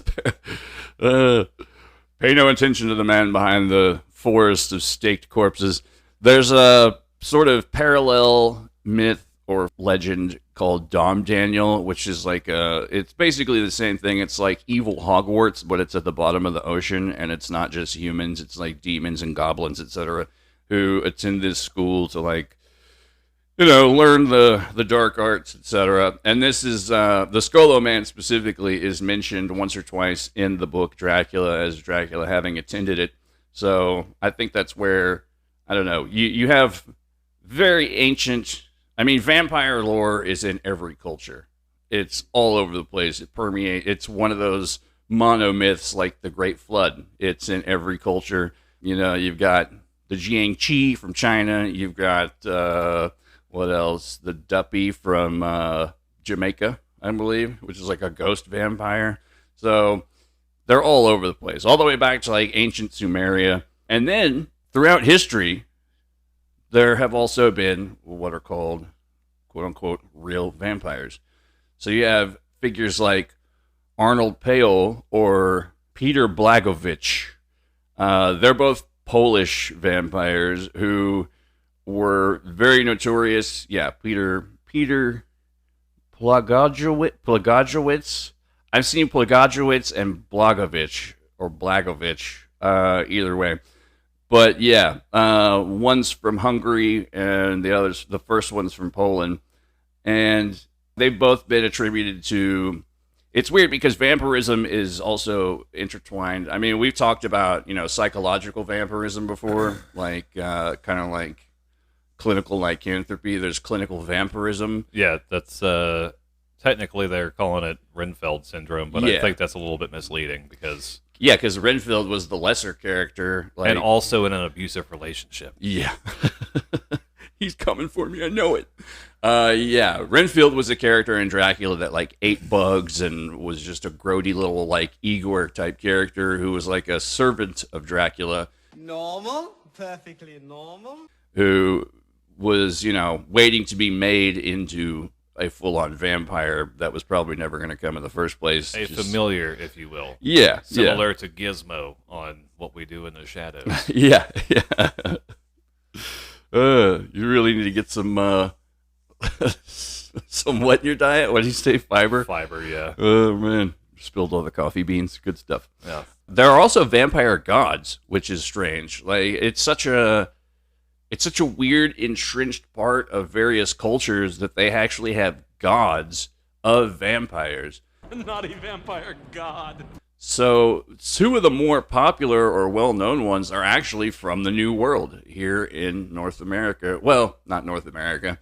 Mexico, Central America, South America. I believe there's a bat god of not the Aztecs, the Mayans or the Incans. I can't remember which one, but his name is Camazotz, and he's basically like a giant bat monster, which could also have roots in reality because in the specific parts of South America that are very forested and whatnot, that's where you have like those flying foxes and shit, like those big dog bats. Yeah. So The fruit bat. yeah, and there's also, Bat Squatch, which kind of ties into that as well. That's like a more modern cryptid sort of take on it. Fucking casual Sasquatch off the train just trying to take a dump out there in the mountains. Did you see that? Yeah. Slay the bastard. I've seen, it's fairly convincing. But I it's don't proof, know. Mike. It's total proof No. that someone recorded that something. Someone recorded something, yes. Oh, there he is. Yeah, no. And that one was a red one. Caught a red one this time. Yeah. So, and yeah, then there's a popular vampire goddess, and man, I don't know why, but she sounds like a sexy broad to me. She's an Aztec vampire goddess called Itzpapalotl, and her other name is the Obsidian Butterfly. So she's like a weird, like as how you have the normal bat association in most cultures with vampires, or like snakes, wolves, even toads sometimes. It's weird because the Aztec mythology is the only place I've ever seen like butterflies and moths specifically associated with vampirism or dark magic and things like that. Well, as far as the dark magic, the Mothman. Yeah, I mean, yeah. Herschel Mothman of West Virginia. And late of Chicago, allegedly. Weird. Oh yeah, at the airport. Yeah. Yeah. So yeah, this character, the Obsidian Butterfly, she's actually sort of she's not necessarily all the way evil. She's sort of a guardian of pregnant women and birthing mothers, but she also happens to be in charge of a army of star demons called the Titsimime. I could be I'm probably butchering all these foreign words, but they're basically fucking star demons, which is the coolest fucking term I've ever heard in a long time. But they're supposed to, essentially, they like shoot down out of the sky and fucking just steal people's skin and shit like that. The Aztecs were they were pretty fucking hardcore, obviously. Yeah. They, were also one of the few cultures we know for a fact that practice human sacrifice. So, obviously, their mythology is going to reflect some crazy fucking shit. The Aztec death whistle. Yeah, we had it a few episodes back. Yeah, man. The most annoying sound of the world. Yeah. I was going to bring up another real instance of Renfeld syndrome. Yeah? Have you ever heard of a man by the name of Neville Heath? No. I know Richard Chase, the vampire of Sacramento, had it. Well, he's a terrifying character if anyone hasn't looked into him. This guy was dubbed the Gentleman Vampire by Scotland Yard. Yeah. And during the 40s, he would pose as an army officer to lure women to a hotel room. And on June 20th, 1946, a cab driver saw Heath in the company of Marjorie Gardner, a 33-year-old woman, found murdered the next day.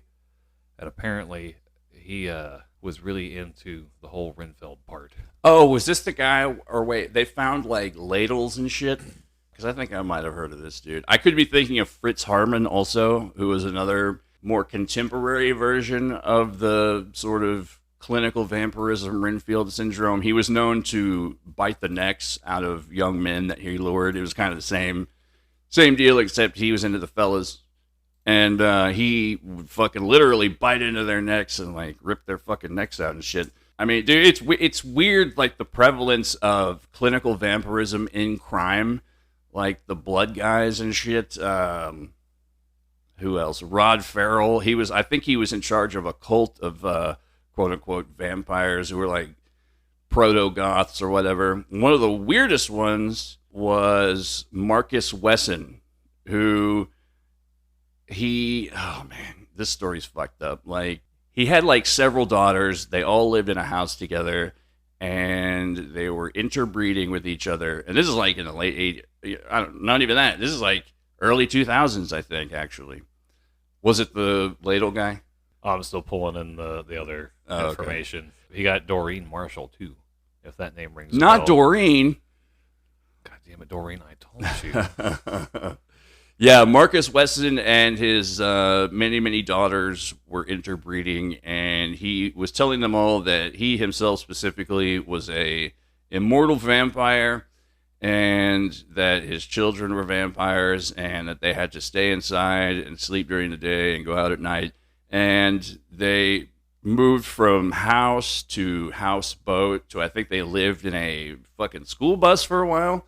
But, yeah, this dude commit some pretty heinous fucking crimes. I mean, without even getting into the interbreeding with his daughters side of it, it's fucked up. And it's especially fucked up that it happened like not all that long ago, like within the last 20 years, I think.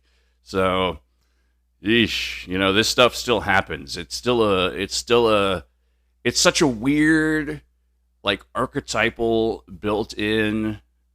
That's how far it goes back. It's like ingrained into the mind in a way. I mean, we talked, previous episodes about the Wendigo and werewolves.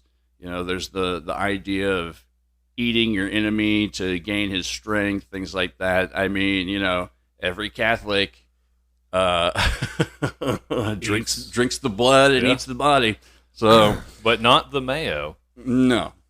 Well, that's if you're one of the special choir boys. So, yeah, there's one specific vampire myth, though, that I find very intriguing. I've been into this story a while and kind of check back in every so often to see what the hell's going on with it. But there's this temple in Kerala, India, and I'm probably going to butcher the shit out of this, but it's called Padmanabhaswamy Temple. And in this temple, there were 6 vaults. This is an ancient temple, like very old. I believe well over, I want to say 2,000 to 3,000 years. And they found 6 vaults in this temple. And over the years, in the modern era, they've opened 5 of the 6 vaults and found shit tons of treasure in most of them. But Vault B, however, has not been opened. And the government is very interested in opening it because allegedly there is $700 billion worth of gold and jewels and rubies and fucking all kinds of shit. Like, they found, like, gold chains that were, like, huge, like, giant chains. Like shit you'd find on a ship or something? Yeah, but made of pure gold, like in the other vaults. So the government is very interested in opening this vault. However, this vault is also said to contain a seductress vampire goddess named Kenjiratu Yakshi, as well as giant serpents, ghosts, and fierce deities of other varieties. They're all locked away in this vault with the shitload of treasure.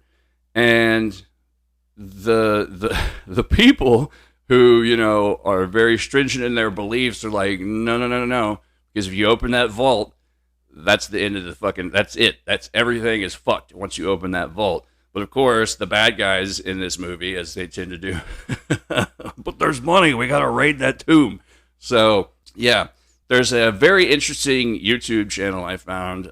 This cat named Praveen Mohan. If you're interested in this sort of thing and like the iconography of ancient temples and like what all the statues and carvings mean, they're not really secret teachings, I would say. It's just kind of sort of lost symbology that no one, you know, has really bothered to keep up with. But this guy, Praveen Mohan, he has a channel on YouTube that sort of, he visits all these different temples and sort of like decodes the symbolism and everything. It's very interesting to watch. So, but yeah, this story about the vampire seductive goddess, she's supposed to be smoking hot, and but she's a vampire goddess. So, you know, catch 22. I don't know why all the vampire goddesses strike me as so hot. Maybe it's because I'm a goth kid at heart. Maybe it's because, wasn't it Selma Hayek that was the... Oh, yeah. Satanic Pandemonia or something like that. Lonely dog, kneel and worship at the feet of Santanico Pandemonium. I don't know. We'll throw it in the, in the audio. But, yeah, and then aside from Renfield syndrome, you know, you have physical and genetic diseases that are also intertwined with vampirism, and one of the main ones that they talk about is porphyria. And if you haven't really like looked at the effects of porphyria, we'll include some in show notes. It's pretty, just don't eat anything before you look at it. Some of it's pretty bad. Apparently Halle Berry has porphyria, which I would have never guessed because she's so smoking hot. But yeah, this stuff gets pretty bad. You know what else is really strange about vampiric folklore? And this is the thing I find really strange about it. And I'm wondering what the basis for this is. But the whole sort of obsessive compulsive disorder idea. Have you heard of this before? No, this is all new. Okay, like, well, and this sort of plays into the whole you have to be invited in sort of thing. But there's also legends in numerous cultures that involve vampires about how if you encounter a vampire, say you throw a handful of change, they have to count all the change. Or if you drop a matchbook and all the matches fall out, or a box of matches and all the matches fall out, they have to stop and count every match. So there's this weird sort of obsessive compulsive disorder that plays into a lot of vampire mythology and folklore, which is very weird. I don't know where that started or how. Well, what's the monster that you got to leave 13 items at the window or at the door, so that way if it comes after you? I forgot what culture it is, but someone's banging their dashboard right now. But allegedly, it can only count to 12, so it will always it'll get stunned, and it'll give you an opportunity to either kill it or escape. But so when it hits the 13th item, it has to start over, basically. Yeah. And or it's confused because it's never heard of a baker's dozen. Yeah, it's very weird, man. I don't know. I've been looking around, but I can't find as much, basis on the origin for that specific trait. But I mean, obviously, things like obsessive compulsive disorder had to have existed back in ye olden shithole Shire days. So I don't know. They probably just lumped it in with weird behavior. But yeah, the Temple of Padmanabhaswamy, Vault B. It's an interesting story. I'll put some links in the show notes for it as well. One of the sort of scientific angles of all this that is going on still, allegedly, well, not allegedly, it's definitely going on, especially because I'm looking at the news right now. But the whole idea of young blood transfusions, rich people taking the blood of young people and putting it in their own body. This is what I was kind of alluding to earlier in the show with the idea of the whole adrenochrome conspiracy and things like this. See, it's when rich people do shit like this that I don't know if there's rich people sitting around like, why do they all think that we eat babies and suck on adrenal glands? Like, because of shit like this. You fucking assholes. Stop it. Stop giving these motherfuckers ammunition. Like, it's so annoying. But there's one specific company. I was looking around. There's two. There's one called Alkahest, and then there's this other one called Ambrosia. And I find this weird because they're both names from folklore and mythology. Ambrosia is the food of the gods. Right. And there's this company called Ambrosia, and on the website it says, we offer infusions of young blood from donors aged 16 to 25. This is an outpatient procedure. You must be at least 30 years old to receive this treatment. Our blood is obtained from licensed blood banks within the United States. We do not work directly with donors. The treatments we offer, infusions of blood products, whatever the fuck that is, are approved in the United States. Now, what else really fucking pisses me off about this is that rich dickhead assholes are taking blood that could be used, obviously, in fucking much more dire situations just to There's no... I've looked at the alleged scientific data behind this, and it's flimsy at best. The only reason that these companies take off and do so well is because their salespeople and their PR departments are very effective at scaring the shit out of old people about their imminent death. So And don't forget what's his nuts. What's his one nut? Armstrong. Oh, Lance Armstrong. Yeah, he was doping because he was. Blood doping. I didn't even think about that. He would oxygenate his blood and then save it, pack it, and then at the end of the day of the race or whatever, go back to wherever he's staying, and then he'd have a guy fill him back up with his old blood, with a healthier oxygen dose of blood or whatever. I'm sure there's more to it than what I'm understanding. Yeah, see, I never really understood blood. I mean, when you're oxygenating blood, does that mean you're just exposing it to open air? No, I mean, when you breathe, your blood cells take in oxygen and deposit it to the cells in your body. Okay, well then, if you're taking blood out of your body, wouldn't it not be oxygenated once you take it out? I don't know. Maybe they perform some other. Yeah, I guess there could be a secondary function. But stuff like that, when they find out, hell, if I do that, I can win the Tour de France. Yeah. And, I'm not going to run any marathons anytime soon, but I am going to go hit on this girl that's 50 years younger than me. Oh, wait. I thought you were going to say 50 years older and mention Sheryl Crow. Anywho, sorry, Sheryl Crow. You're beautiful. It's okay. Yeah, I find it strange also that blood doping is specifically usually associated with athletes. It's like a performance enhancer. So that's another weird like angle on the whole blood idea. Man, I don't know. It's just the real life implications of this fucking vampirism and the whole thing feeding into, yeah, what's up? Okay, so here's the scoop. Blood doping is a form of doping in which a number of red blood cells in the bloodstream is boosted in order to enact or enhance athletic performance. Because the blood cells carry oxygen from the lungs to the muscles, a higher concentration in the blood can improve an athlete's aerobic capacity, described as VOs to the second power max, and endurance. Okay. Blood doping can be achieved by making the body produce more red blood cells itself using drugs, giving blood transfusions either from another person or back to the same individual, or by using blood substitutes, which is another fucking thing that I thought was always real weird. That's got to be what they mean by blood products in this opening page thing. Because I do know that they have, synthetic plasmas, I believe, and things like that. So it's just,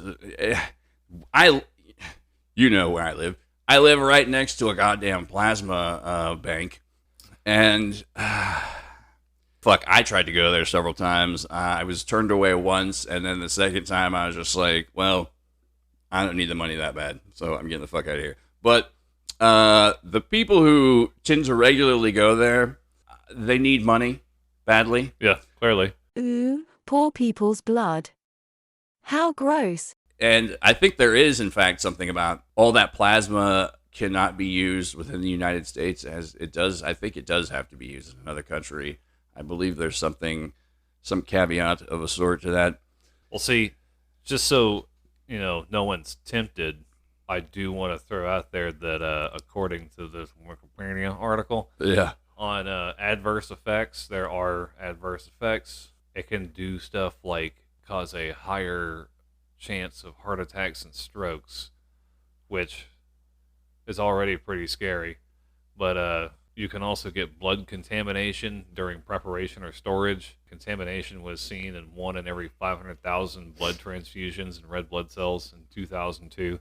Unfortunately, that, when you cite sources like that, you probably want to cite something within 3 years, not, 21 years ago. Or direct. That's a whole weird side quest to this whole fucking like celebrity / Silicon Valley / old rich people, young blood transfusions thing. The Ambrosia webpage, fucking as of 2023, they're fully operational. That's their website is fairly new. There's an awesome YouTube channel called Infographics, which has a good little rundown of the whole young blood transfusion business that I will also throw in show notes. But it's the science and the quote unquote medicine behind it are highly speculative. There's a strange, and maybe this is just me, but I feel like I've read this elsewhere too. There's a strange sort of interconnectedness between the idea of vampires and vampirism and STDs, sexually transmitted diseases, if for those who don't know. I think they call them STIs now. Really? Yeah. Why? Was STDs offensive? To D's, maybe. Anyways, so AIDS specifically is a blood and autoimmune disease. And I know that in the late 80s, early 90s, there were plenty of media outlets, movies, TV shows, books, etc., who were making direct parallels between vampirism and AIDS. I don't know, there is a sort of, it's the whole sexy vampire thing too. I don't know. Somewhere along the line, probably with Dracula, specifically noted heroin junkie Bela Lugosi playing Dracula. Are you sure? Go see Ed Wood if you haven't seen it. Brilliant film. Are you sure it's not Leslie Nielsen that changed into the sexy vampire genre? I prefer the Leslie Nielsen vampire. This man needs an enema.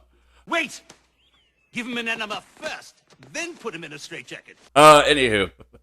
So, yeah, the whole sexy vampire trope, I mean, that is, looking at all folklore and myths of vampire, That couldn't be farther from the truth. Would you like to have sex with a dead man? I mean, maybe you like, I don't know, kind of overlap with stuff like succubi and incubi folklore and things like that, and their interlinked myths of various other cultures that are equivalent thereof. But yeah, most vampires are fucking just rotted corpses and fucking just disgusting, leprous, scabby, half-human undead that fucking jump out of the fucking dirt or live underwater because they're dead and they can do that, and jump out of bogs and shit and rip your throat out. Yeah. They're fucking disgusting creatures. They're not meant to be, I don't know. It's just a weird, and it's weird that you can sort of look at the zeitgeist and the transformation over time. The whole zeitgeist of sexy vampire like came out of post Lugosi, and it's just, I don't know, man. It's very weird. Like looking back into kind of what we talked about with H.G. Wells and like what is nominally called predictive programming. I prefer social engineering, but I don't know. There might be some connections there. I'm probably reaching. That's just my own paranoid conspiracy, like connections that you can't quite quantify in weights and measurements, but there's a weird, non-logical, more poetic sort of interlinking thought process, I guess I call it, like a stream of consciousness that sort of like connects all these things for me. A transaxon. Yeah, synaptical. Some ways to kill vampires, including in Germany, were to place a lemon in its mouth because, can't do sour.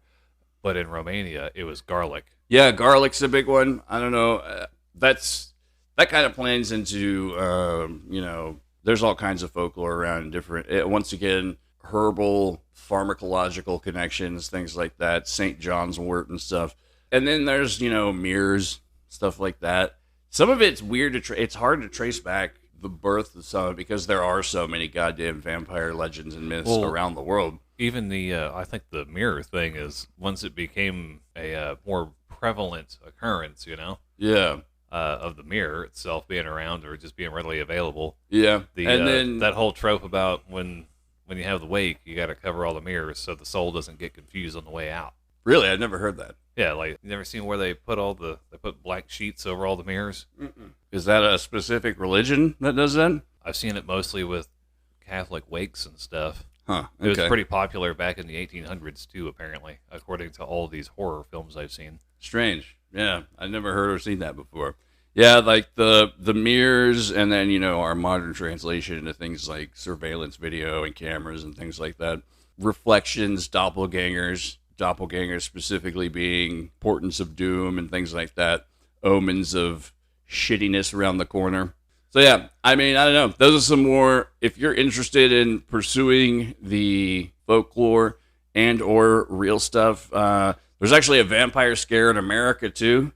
I want to say Mary Brown, the Mary Brown vampire scare in the late 1700s. Mercy Brown, not to be confused with Murphy Brown. Here in America, not to mention all throughout Louisiana, which is strongly connected with vampirism and vampire folklore as well. Not just because of Anne Rice.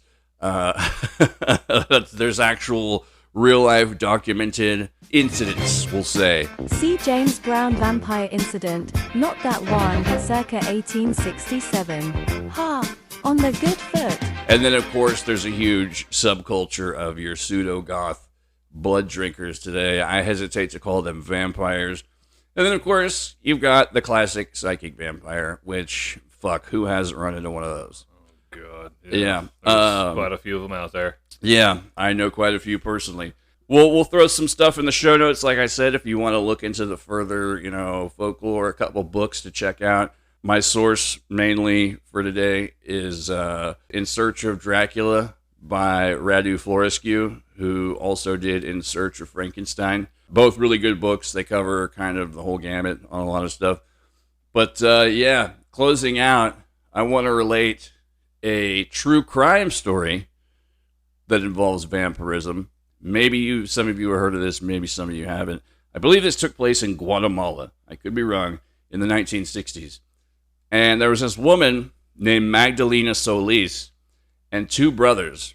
The High Priestess of Blood? Yeah, Magdalena Solis, born in 1947, a.k.a. the High Priestess of Blood. She was a cult leader, a serial killer, and she basically ended up hijacking a cult started by these two cats called the Hernandez brothers. In late 1962 and early 1963, the brothers and petty scammers Santos and Cayetano Hernandez devised a ploy to help them acquire wealth quickly. They traveled to the isolated community of Yerba Buena, an impoverished and mostly illiterate village of about 50 inhabitants, to whom they proclaimed themselves as prophets and high priests of the most powerful and exiled Inca gods, which is strange because I believe that Magdalena Solis later on claims she is the reincarnated Aztec goddess Coatlicue, who's sort of another vampire goddess of sorts. I think it's one of those baby eater gods or something.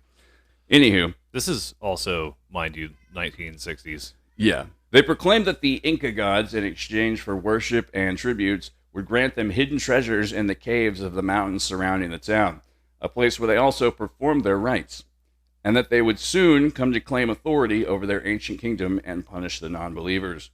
Despite the brothers' ignorance of both Inca mythology and pre-Hispanic history,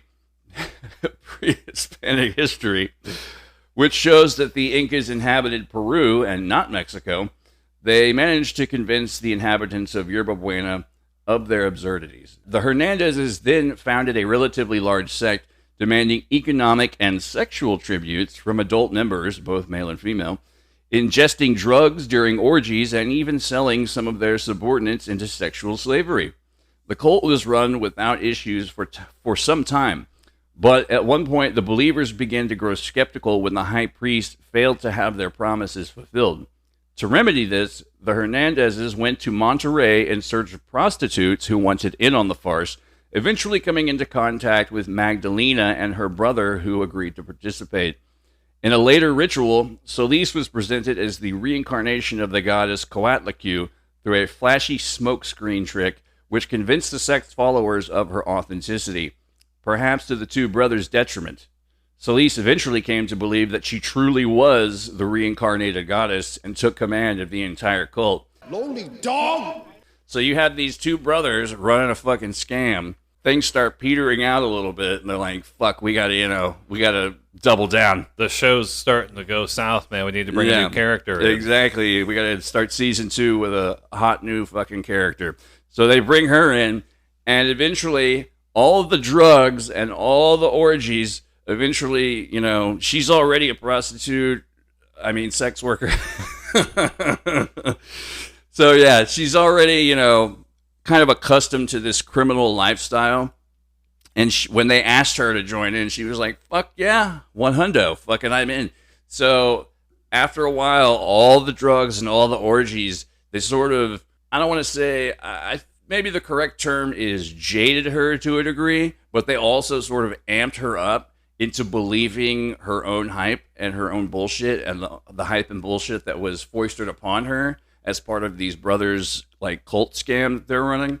And once all the sex and drugs kicked into hyperdrive and things, you can only fuck so many different ways and take so many different drugs and combine the two in so many different ways until things start getting a little stale, especially if you're living that lifestyle 24/7 nonstop. So she had to fucking up the ante, and that's when she started bringing in blood rituals and shit. And that's when things got out of control. So by the time Solis took control, two of her followers, fed up with the sexual abuse, expressed their desire to leave. Fearing the repercussions, other members informed Solis and the Hernandez brothers of this, with the former decreeing that the heretics be sacrificed. In response, the two unfortunates were lynched by fellow members. After these first two murders, Solis's crimes gradually escalated in violence and brutality. As she was bored with simple orgies, she began to demand human sacrifices and devised a blood ritual. The sacrificed, who was always a dissenting member, was brutally beaten, burned, cut, mutilated by all the members of the cult, before being left to bleed to death. The blood was deposited into a chalice, mixed with chicken blood and narcotics, mostly marijuana or peyote. Yikes. From which Solis drank before passing it along to the brothers and finally to other members. This supposedly gave them supernatural abilities, and at the end of the ritual, the victim's heart was ripped out, old school Aztec style. Basing their beliefs of Aztec mythology, Solis and the Hernandez brothers proclaimed that the blood is the only food that the gods can ingest, and that their goddess needs to drink it to preserve her eternal youth. Ambrosia, again. The carnage lasted 6 continuous weeks, during which 4 people died and had their hearts extracted post-mortem. One night in May 1963, a 14-year-old local, Sebastian Guerrero, was wandering around the caves where the sect was performing their rites. Drawn by the lights and noises coming from one of the caves, he went to investigate, and to his horror, he watched as the cult was in the process of killing yet another victim. So, can you imagine just being out in the fucking boonies, walking around, doing whatever it is you do, maybe riding your bike or whatever, and you come across a fucking cave with light coming out of it, and you go to check it, and that's what you see fucking peeking in? So, terrified, he ran for more than 25 kilometers. I don't know what that is in freedom units, like fucking 14 miles, something like that, to the town of Villa Grande, where the nearest police station was located. Exhausted and in a state of shock, Guerrero failed to give any other description than seeing a group of murderers seized by ecstasy gathered to drink human blood. His claims were met with ridicule by the officers, obviously, at first, who took these as basically the delusions of a mentally ill or drugged boy. On the following morning, one investigator, Luis Martinez, offered an escort home for Guerrero, as well as to check where he'd seen the quote-unquote vampires. After their departure, Martinez never returned to work. Dismayed by the disappearance of both Guerrero and their colleague, the police started to take the case seriously and contacted the army for assistance. On May 31st, 1963, both police officers and soldiers conducted a joint crackdown in Yerba Buena, arresting Magdalena and Eleazar Solis, that's her brother, by the way, and her former pimp, if I didn't mention that before, at a farm in the town, where they were then under the influence of marijuana. Santos Hernandez would later be killed while resisting arrest, while his brother, Cayetano, had already been killed by a delusional cult member, Jesus Rubio, who later claimed that he had wanted to take a part of the high priest's body to protect himself. Many of the cult members who had barricaded themselves inside the cave were killed in shootouts as well. So yeah, this whole fucking thing erupted into a straight up yeah, exactly. Fucking the police and the army showed up to a cult of roughly, I believe the final numbers were close to 50 people. 50 people in this cult who, specifically going back to Magdalena Solis, was responsible for 2 to 15 of these victims. But yeah, the fucking police and the army come out, and it just becomes a total shootout because, of course, the cult is armed for fucking to bear, much like any cult worth their salt. And the whole fucking just end of the Devil's Rejects fucking final scene of Natural Born Killers. 2-way shootout occurs, and, you know, police and army men are getting fucking killed. Cult members are getting killed. Boom, boom, bam, bam. Eventually, the police and their army associates won. As for the rest of the cult members, taking into account mitigating factors such as their illiteracy and impoverished circumstances, each was given a 30-year prison term. Years later, some of the former members began giving interviews about the horrors they had experienced while in the sect. And this particular story, this is not a one-off. This exact fucking kind of thing has happened several times. I talked about Rod Farrell earlier. I believe that was out of Florida in the 90s. He had some little cult goth kid vampire gang. I believe this has also happened in, I want to say, Sweden before as well. It's somewhere in the Netherlands area. So yeah, these whole vampire cults pop up. It's fucking insane, man. I don't, the whole I don't know, just archetypal indoctrination of the idea of the vampire, man. It's fucked up. It's crazy. But yeah, anywho, anything else? My sources today were Dan Davis, and not the Dan that was executed Not Dan by the Third. Dracula. Yeah. Ironically, not a third. Besides the Radu Florescu books, there's another one called The Occult Truth of Vampires, written by a man who is only got one name, like Beyonce or Madonna, which is Konstantinos.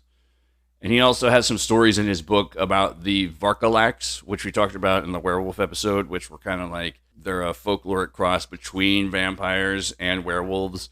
Pretty interesting stories. Some of them are first-hand accounts from people who were there or related to someone who was there when some of this shit happened. Man, that's just fucking terrible. It's one thing if,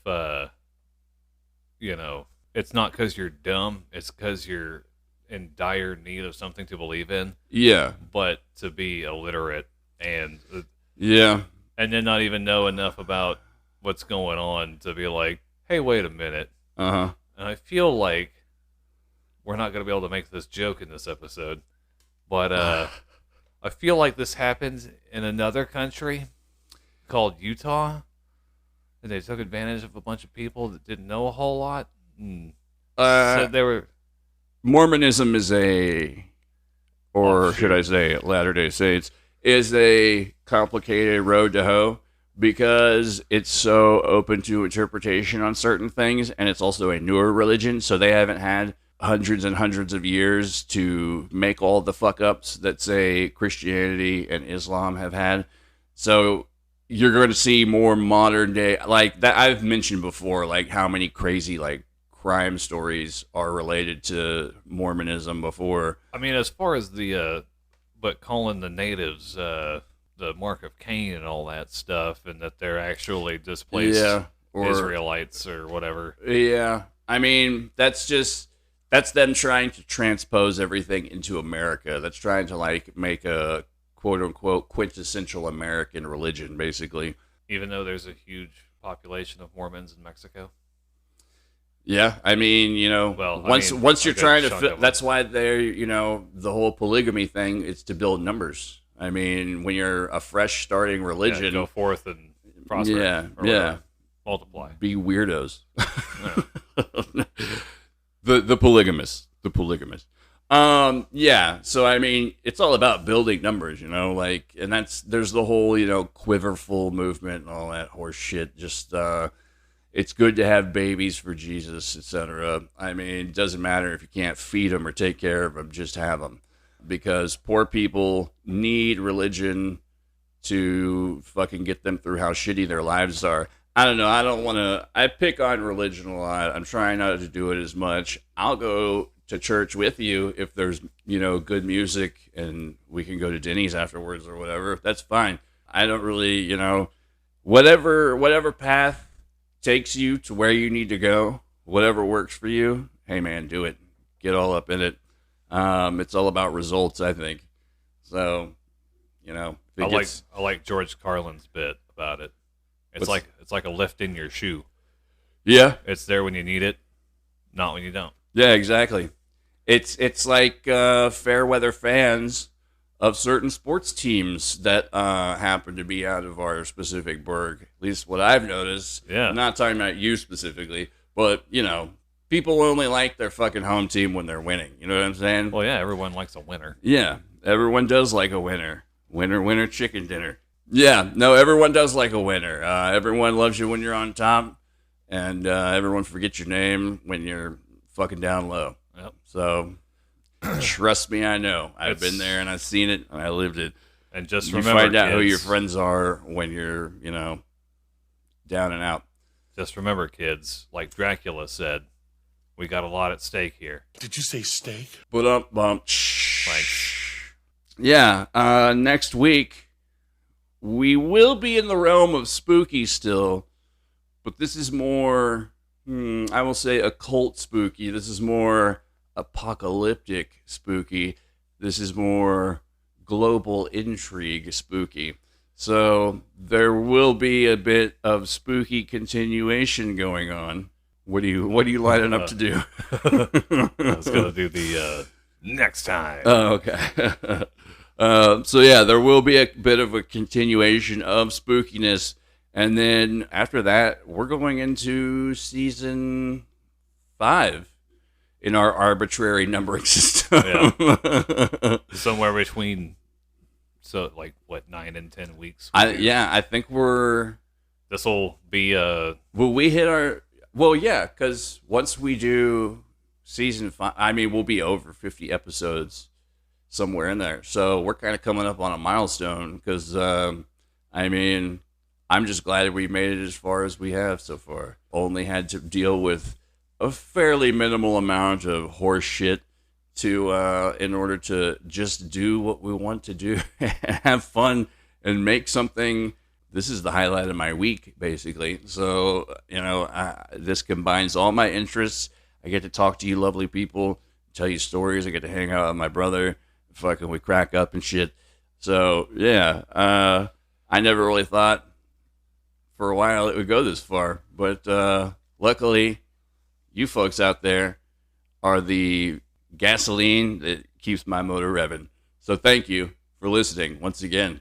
And I think with season 5, sorry, we're just ranting now, but this is just the rant part, I guess. But with season 5, we're getting into the holidays, and oh yeah, we will have some sort of. I know we mentioned a little bit about our upcoming holiday show. I'm just excited that Santa's coming back. Oh my god! I can only imagine the shit he's been getting into in the off season. Yeah, that and maybe he'll leave us some new gifts. Maybe like some fucking equipment. That'd be great. Yeah, it'll be nice to have an upgrade, hopefully, Santa, if you're listening. With 2 Ds. Yeah, for a double dose of podcasting, because it's got a D at the end.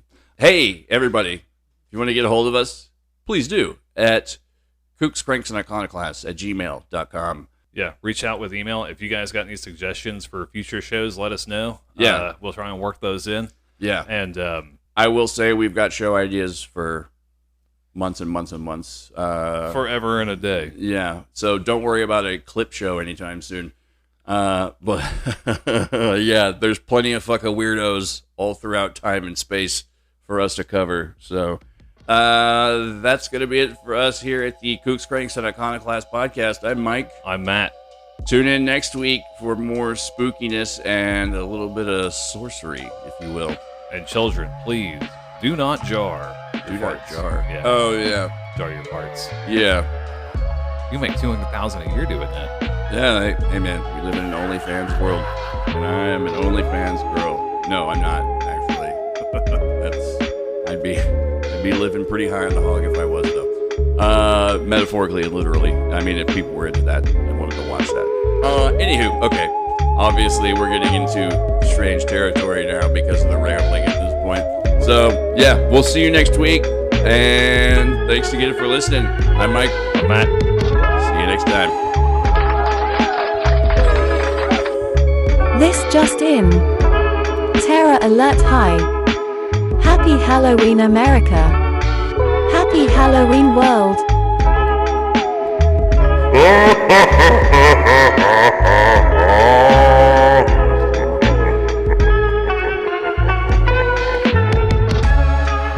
Ha ha ha ha ha!